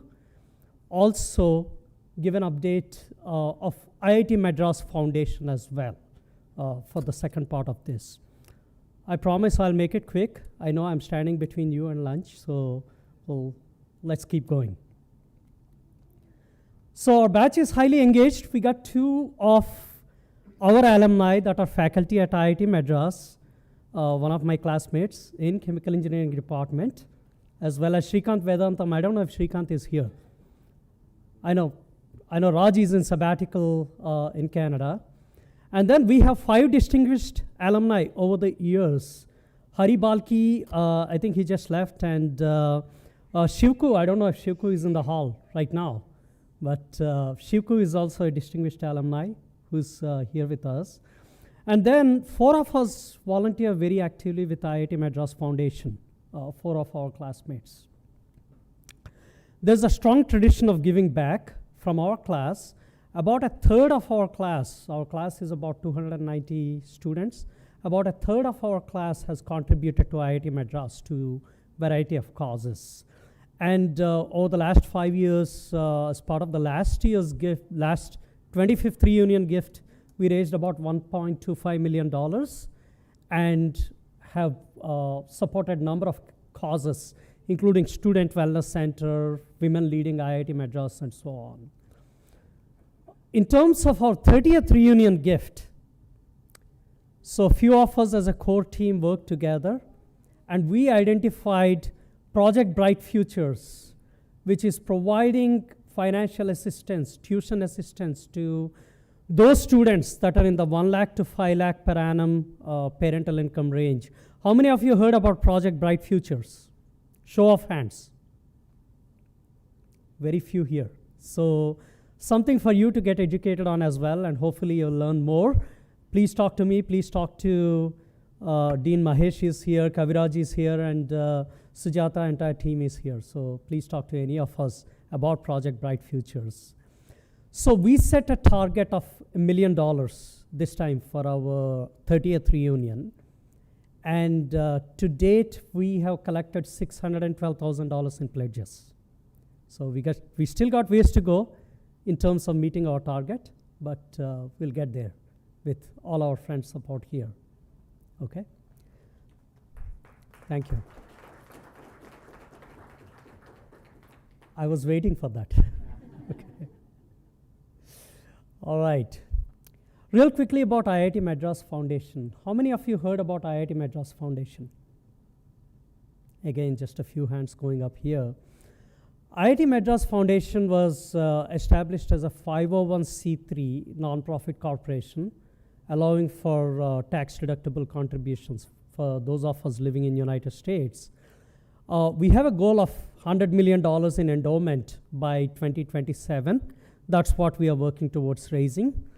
Our sole focus tends to be really on fundraising, donor stewardship, making sure that there is enough transparency for our donors who are contributing to IIT Madras causes, as well as working very closely with Dean's office and Kaviraj and team, making sure that the funds are getting deployed as per the donors' wishes as well. We have a very actively engaged board, and in fact, Mahesh sits on the board of directors as well for IIT Madras Foundation. And we are all volunteers, volunteering our time just for the love of the institute. That's what we do. And then strong backing from IIT Madras as well. And of course, Kaviraj, Sujata, and team, we have a terrific partnership with them as we engage with them. And by the way, IIT Madras Foundation, for those of you who are familiar with Charity Navigator, we are 4-star rated, which is the highest rating you can get as a non-profit. And of course, it requires tremendous amount of process discipline, financial discipline, and we are fortunate to have quite a few of our alumni who are in the field of finance actually, and helping us out with ensuring that proper investment of the endowment as well. In terms of some of the key accomplishments, to date we have raised $40 million, of which $10 million, roughly $10 million came this year alone in 2023, our record-setting year. So we've been very fortunate for all the support of our alumni. And then we serve as ambassadors for a lot of the flagship programs, whether it is Women Leading IIT Madras, Project Bright Futures, so on and so forth, a number of initiatives that we collaborate with IIT Madras on, and then we serve as ambassadors, not only to the broader community, and specifically get into our own class groups and so on and so forth, and share all the good work that's going on. The team comprises of about 35 or so volunteers and thousands of alumni donors that we work with. And we have strong partnerships with IIT Madras Alumni Association, and Shailaja is here.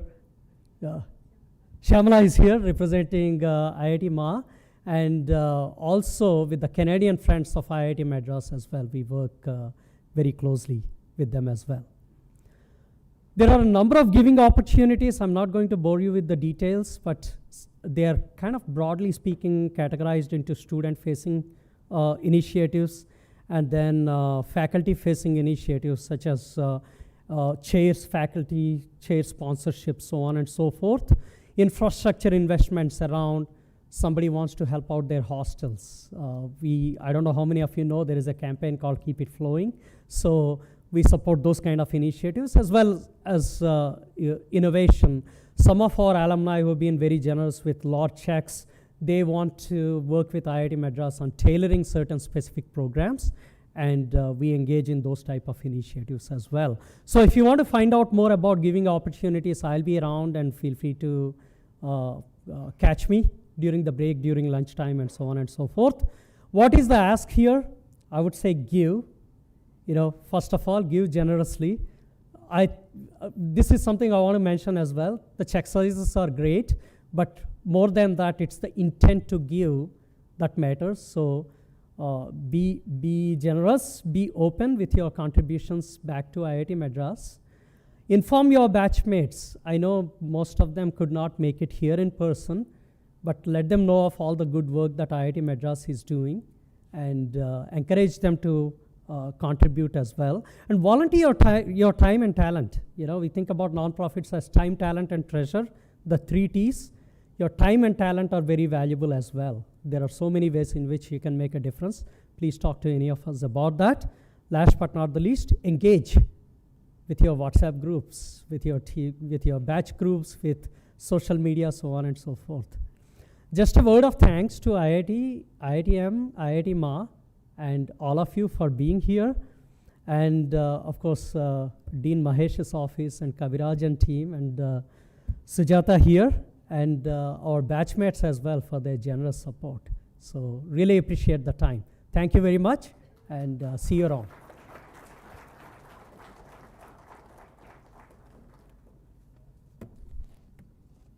Thank you, sir. Up next, Mr. Maheshwar Sai Reddy from the batch of 1998 is a partner at Goldman Sachs and is the head of the US mortgage and structured products businesses. He also serves as the co-chair of the Global Banking and Markets Investment Committee and a member of the Partnership Committee and Global Banking and Markets, Public Inclusion and Diversity Committee. Prior to this, Mr. Mahesh was a senior vice president at Lehman Brothers. We will now watch the address by Mr. Maheshwar Sai Reddy. Hello everyone, good morning or good afternoon depending on what time it is. For those of you who don't know me, my name is Mahesh Sai Reddy, commonly known as Murray in the typical IIT lingo.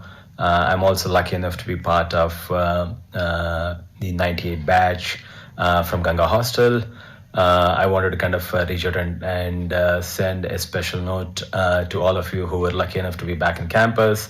I wish I was there celebrating the special 25th year anniversary of our graduation. But sadly, my logistics couldn't let me be there. But I wanted to drop a note to all of you, thanking you for being there and also congratulating you for successfully finishing, successfully graduating 25 years from this amazing campus. I also wanted to talk a little bit about Project Bright Futures. Again, I've been lucky enough to be to have gone on and done various things throughout my career, mostly in the financial industry. And as we look back and look at the amazing institute and see kind of how we can give back to it, I've been working very closely with the institute over the past couple of years. But over the last year, we launched. Towards post September this year, we launched Project Bright Futures. Again, this is one of the projects that we think will make education very accessible Again, Kavi, who most of you have met, and Professor Mahesh have been instrumental in explaining the concept to me. But this is something that I've been rallying around.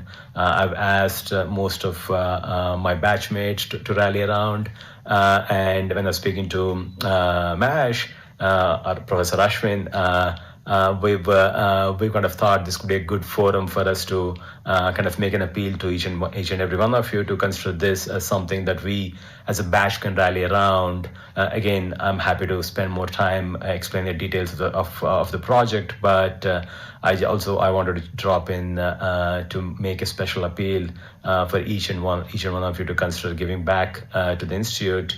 But more importantly, again, congratulations to everyone. I'm pretty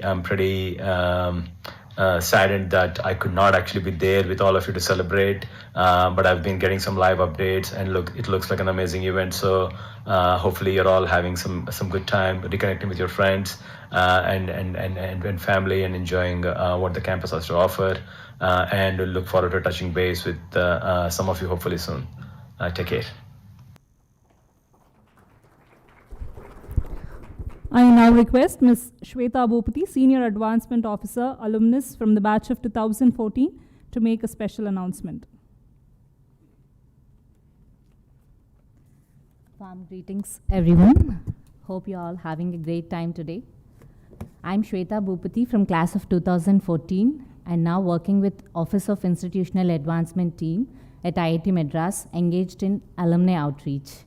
Today I'm here to share a great news about the 98 batch class gift. The initial goal for the class gift was set at $1 million, and many of us might know Mr. Maheshwar Sai Reddy, one of your very own classmate, has stepped up in a big way and generously pledged to match the first 500,000 we raise. Along with Mr. Maheshwar Sai Reddy, many of alumni who are present here also have come forward to contribute to this collective efforts. A big heartfelt thank you to all of you.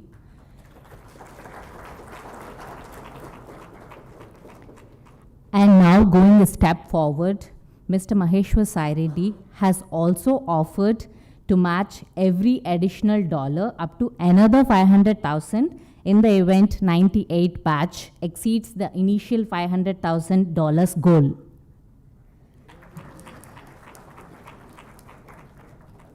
So we invite the class of 98 to seize this opportunity and amplify the impact of your class gift and create history. Thank you. Spread the word among your fellow batchmates. Thank you all.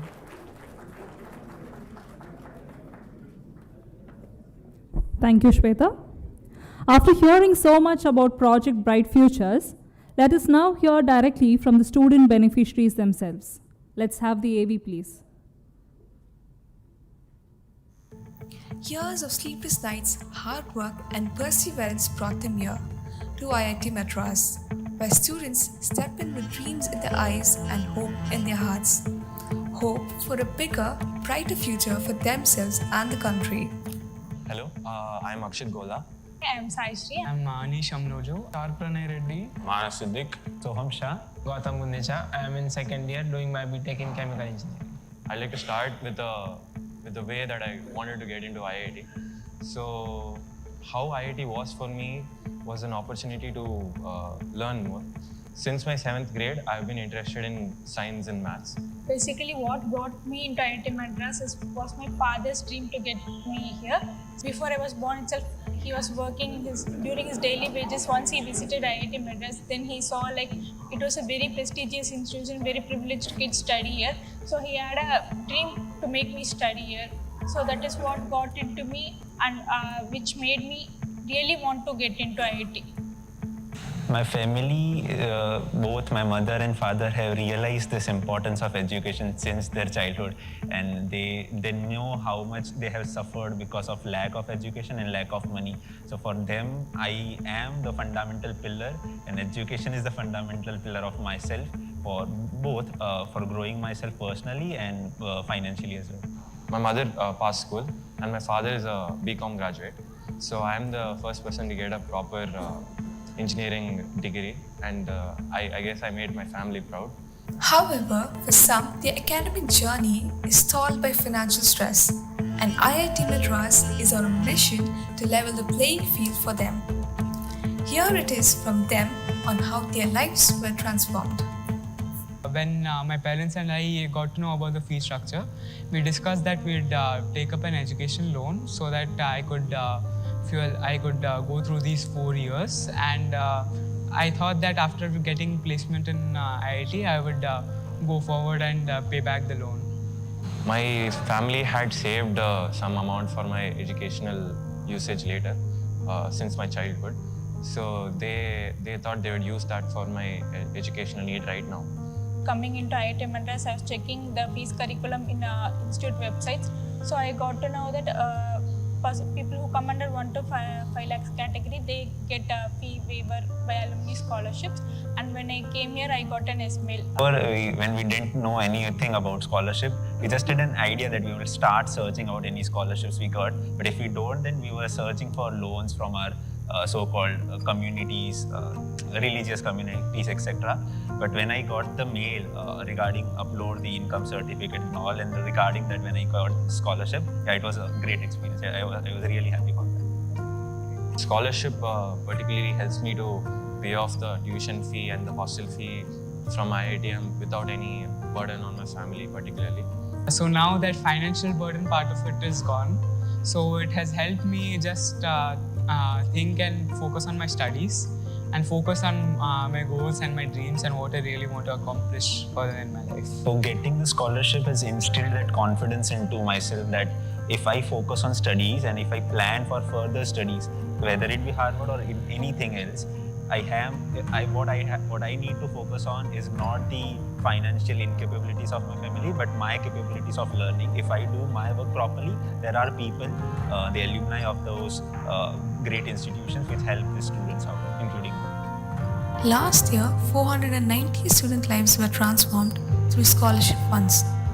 2022 was a milestone academic year when 100% of the students in the rupees 1 to 5 lakh parental income range studied stress-free because of scholarship funds raised by the alumni community.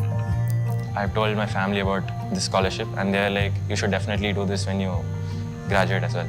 So I would like to do something like this when I get a job properly. Looking forward, I imagine myself to be well established and established enough that I can again help out the future students of IIT Madras. We are on a mission to continue the legacy of helping every student study without the stress of financial burden. Be the rainbow in the clouds. Learn more about the Merit Cum Means Scholarships 2023-24 today.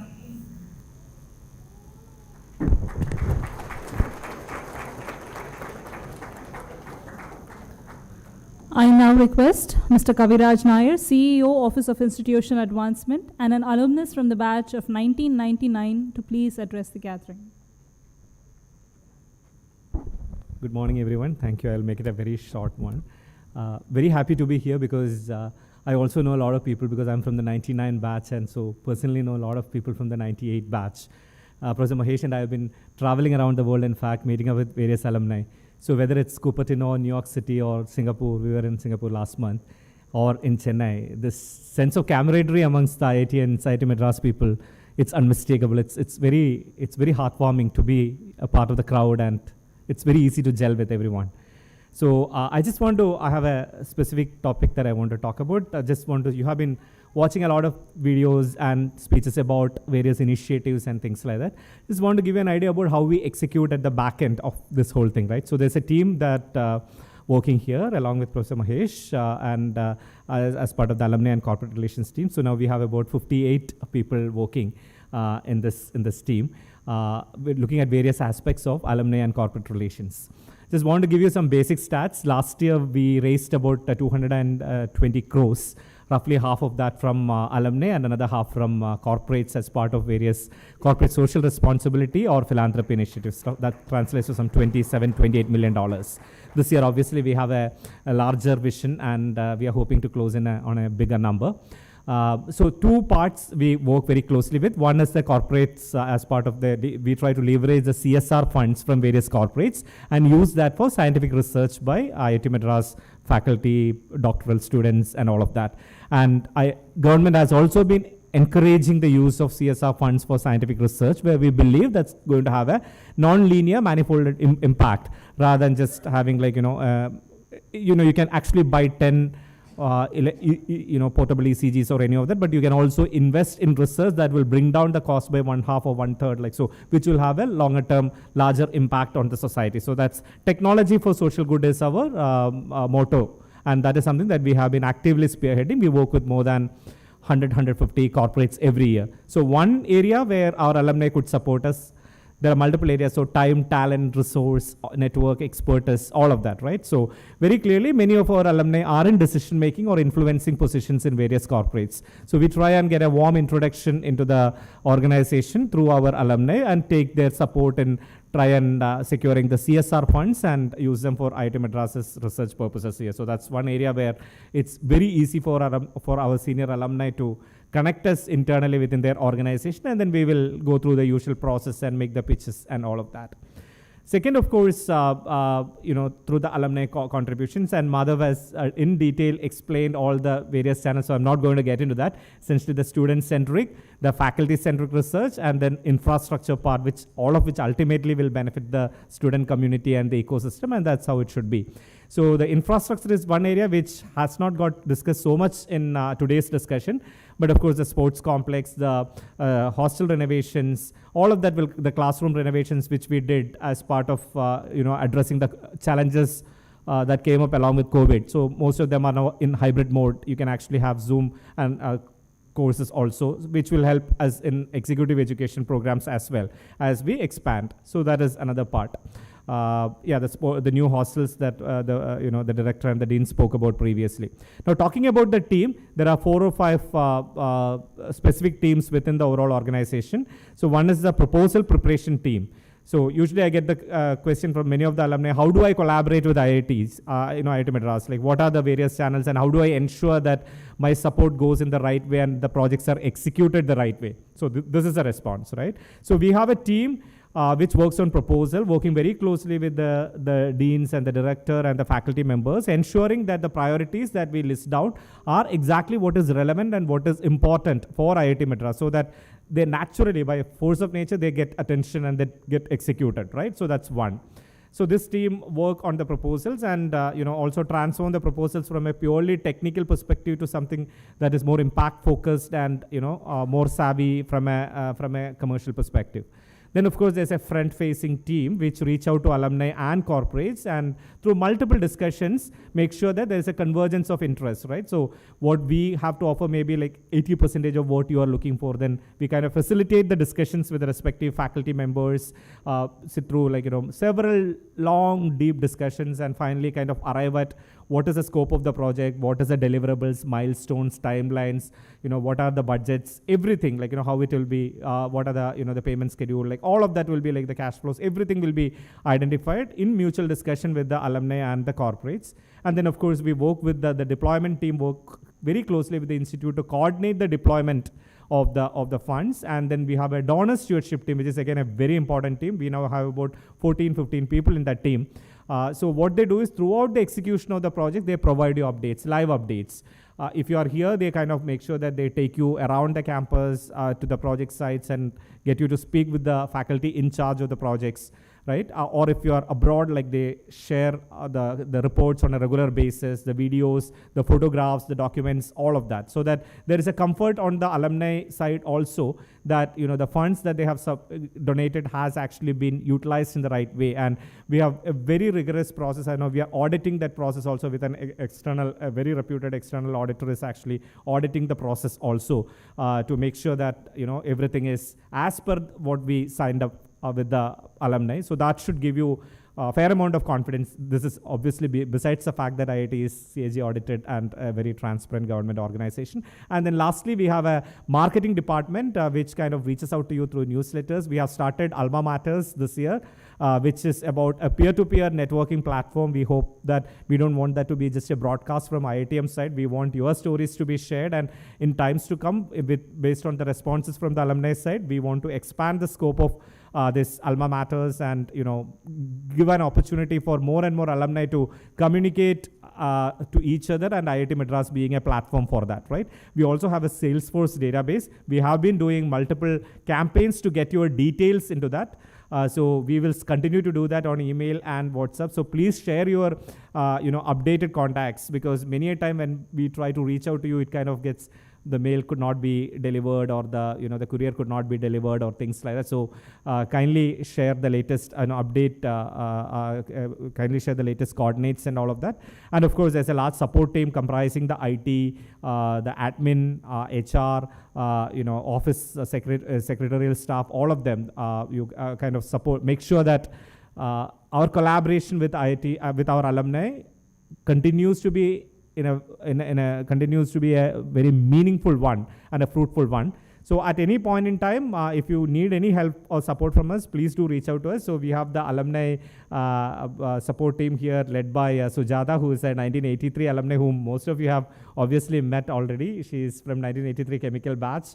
Then we have Selvi Manoj, and then we have Shweta Bhupati, all of who are part of the alumni outreach team. And then the donor stewardship team led by Ilavarasi also. So I think I just wanted to introduce the team. That's about it. Hope to meet up with all of you during lunch program and the evening program also. Have a great time. Okay, thank you.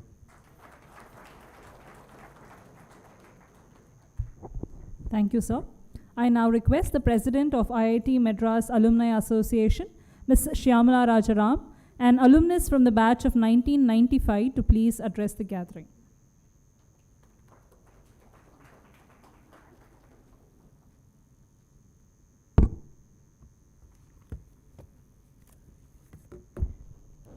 Hi everybody, welcome here.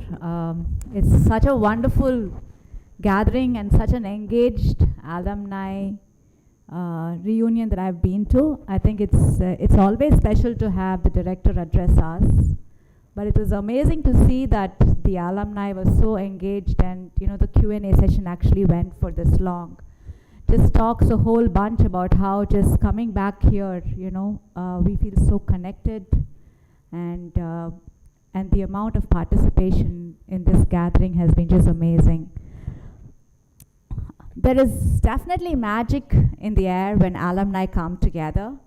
It's really special. We all have a shared memory lane that brings us here. Today in this gathering, we have alumni from the batch of 1988. Hands up, anybody here who's representing 1988, who complete 35 years. 1993, a whole bunch, yes, a big round of applause. 20 years. 1998, yay, 25 years. And 2003, 20 years. 2008, 15 years. And 2018, 5 years. Yay.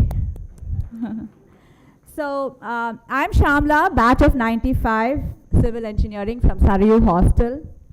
Anything? I'm Shamla, batch of 95, civil engineering, Sarayu Hostel. I'm the CEO of Unimity Solutions, a software company, and this year I'm the elected president of IIT Ma. I know it's extremely confusing for many of us who come here for the reunion to see so many different entities, so many different organizations within the IIT ecosystem that you get to interact with. But IIT Ma, as a short introduction, is the fun arm of all of this, right? We just bring all of you together so that we can have a whole bunch of fun together.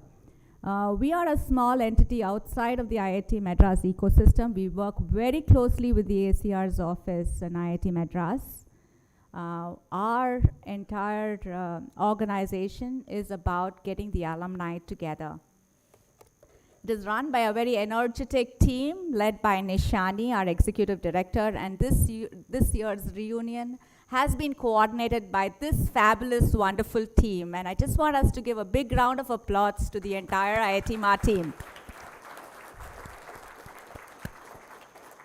IIT Ma is also guided by an elected council, EC, which gets elected every 2 years. And this is, like Madhav said, it's a pro bono role that people come forward to, and it's been amazingly encouraging to see the participation. And, you know, in fact, having elections for these posts has been just a lot of fun. This year, the EC, we decided, I think aligned with all the conversations we've had this morning, that the theme is to make sure that we are guided in 4 directions of giving. The first direction is to give inwards.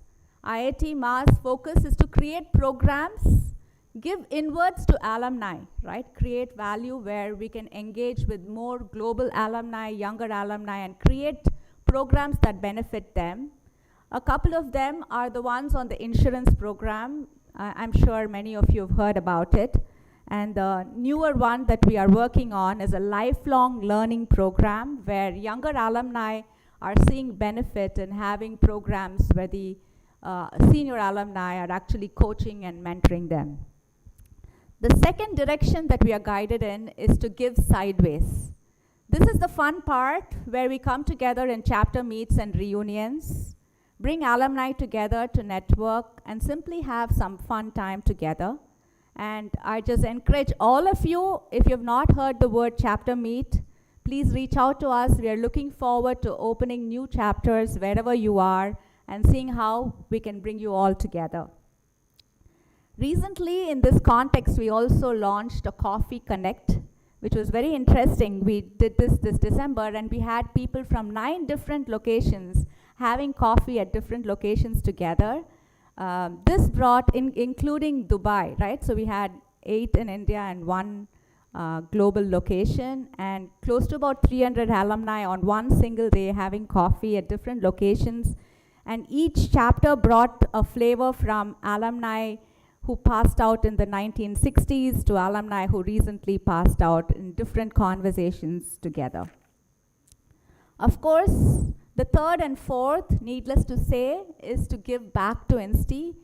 IIT Ma, we have some structured programs that we work with the alumni to give back to INSTI. The YARI and CLICK are some of those, and we're very proud that 1993 and 1998, there are a lot of you volunteers participating in these programs to give back to INSTI. Beyond this, I'm sure we're hoping to see all the connects in the roadway, the health initiatives, and other areas where you have already raised your hands in today's conversation. Last but not the least is the direction that not just give to ourselves. We believe that the fourth direction is to give outward, and towards that we are working very closely with the Institute to take forward the rural interaction centers. Some of the other initiatives by the IIT alumni in the give outward space is the PALS initiative, the Aqua Map. And we also have a small SAIG group that does a lot of work with Rotary to give back to society. I strongly urge you to join hands with us in all these 4 directions. And before I conclude my talk and let you move forward, just a small poem from my end. In the realm of time, a flashback unfolds. Into Mardi Gras and Starang, stories untold. OAT movie nights with pillows and delight. Shared laughter beneath the celestial night. Cycling through memories to the department door, a journey embarked on forever to explore. Workshops and learnings like seeds in fertile soil, filling our minds, ambition and toil. Cups of chai and banam at Taram's sweet retreat, Moments so cherished when friends and stories meet. From GC halls to gates open embrace, bonds of camaraderie forever we trace. Thoughts of close calls and academic strife, core courses challenge the essence of life. Through hurdles and triumphs, hand in hand we flew, a team of alumni, forging paths anew. Now, as time moves on, our paths reunite, alumni reunited, shining ever so bright. Creating value and impact, hand in hand we stand. Together weaving future, a purposeful band. For in this shared journey, a legacy we engrave. Alumni coming together strong and brave. With passion and unity, we shape destiny's course. In symphony of giving, we create eternity. So I'm so excited and proud to have all of you here and look forward to, celebrating this great passion that brings us all together. Have a wonderful day and a lovely evening and the rest of the reunion.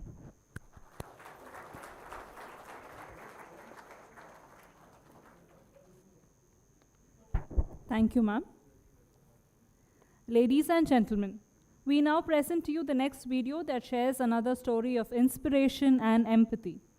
Let's hear it from Mr. V. Shankar, an esteemed alumnus from the batch of 1981, on why he chose to give back to his alma mater.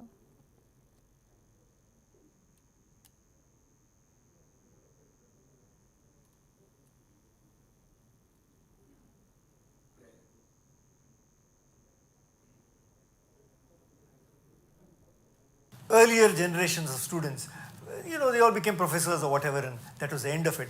But today, the aspiration is that our students should become job creators, they should not become job takers. See, there are many different sources of money at IIT. The industry gives money to solve problems, government gives money to run the place.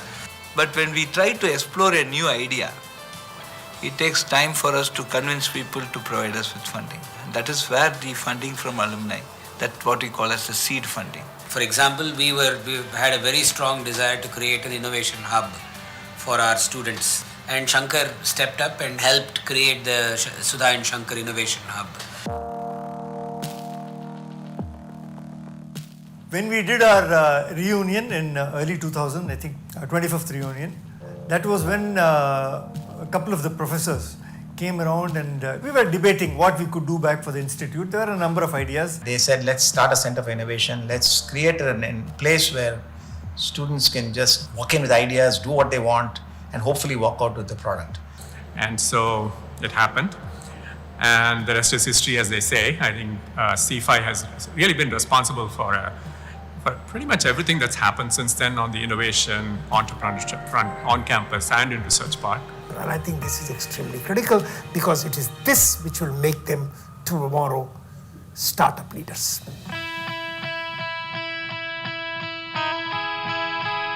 CFI, I have seen how CFI has helped the institute and its DNA. I think in the beginning it was a small bunch of guys doing things on their own.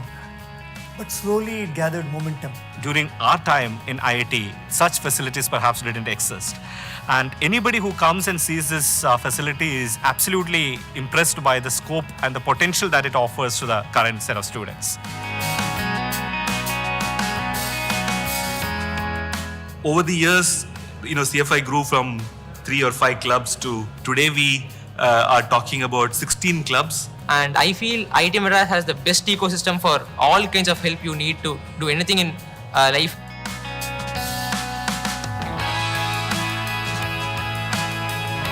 We have huge success, a number of startups that have come out of CFI. Right up there in the league is for me is Aether Energy. Aether Energy is today an electric bike company, one of India's first such electric bike companies.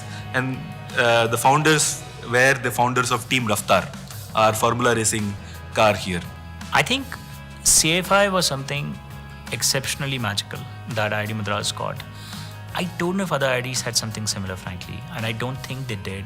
People who actually wanted to build got an outlet that I don't think would have existed in the absence of CFI.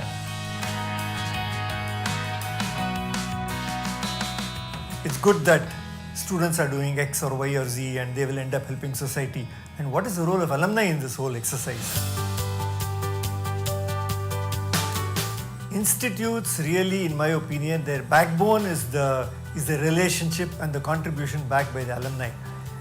Because institutions, they depend on the goodwill of their successful alumni to take their institute from where they are to where it should be. IIT Madras has been particularly good in this regard. I think in terms of financial outreach, we have done very well. We are the top institution, but I think there is a lot to be done. Walk the walk with us. I'm calling upon every alumni. Walk the walk with us like Shankar did and feel the pride in making a difference.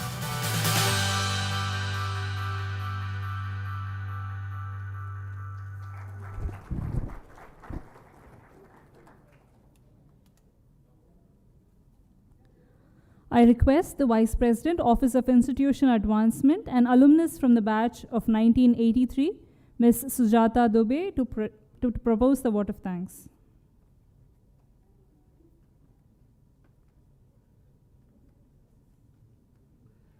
Good morning, everyone. It's my pleasure and privilege to offer the vote of thanks today to end this wonderful interaction with all of you. I'd like to start by thanking our director, Professor Kamakoti, for his extremely interesting speech and the interaction, the Q&A session afterwards. I'd like to thank Professor Mahesh Panchangula, the Dean of Alumni and Corporate Relations, and our CEO Kaviraj for their interesting speeches. I'd like to thank IIT Ma, Nishani, Shamala, and the entire team for putting together this fabulous program over 2 days. And I hope you really enjoy yourselves today and tomorrow. And last but not least, I'd like to thank my team from the Alumni and Corporate Relations for all the hours of effort they've put in to carry out the successful program. The next item is lunch on the agenda. Oh yeah, sorry. Group photos in the lobby and then lunch. Yes. Thank you. I request you all to please rise for the national anthem.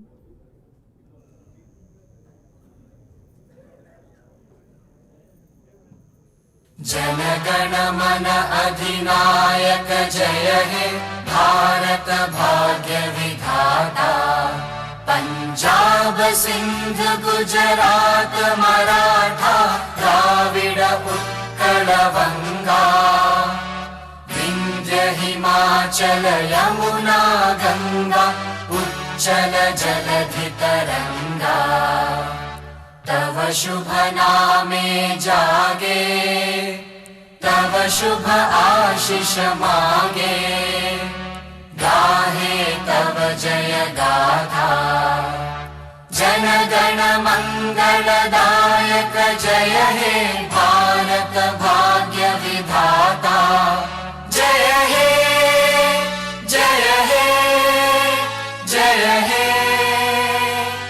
जय जय जय जय हे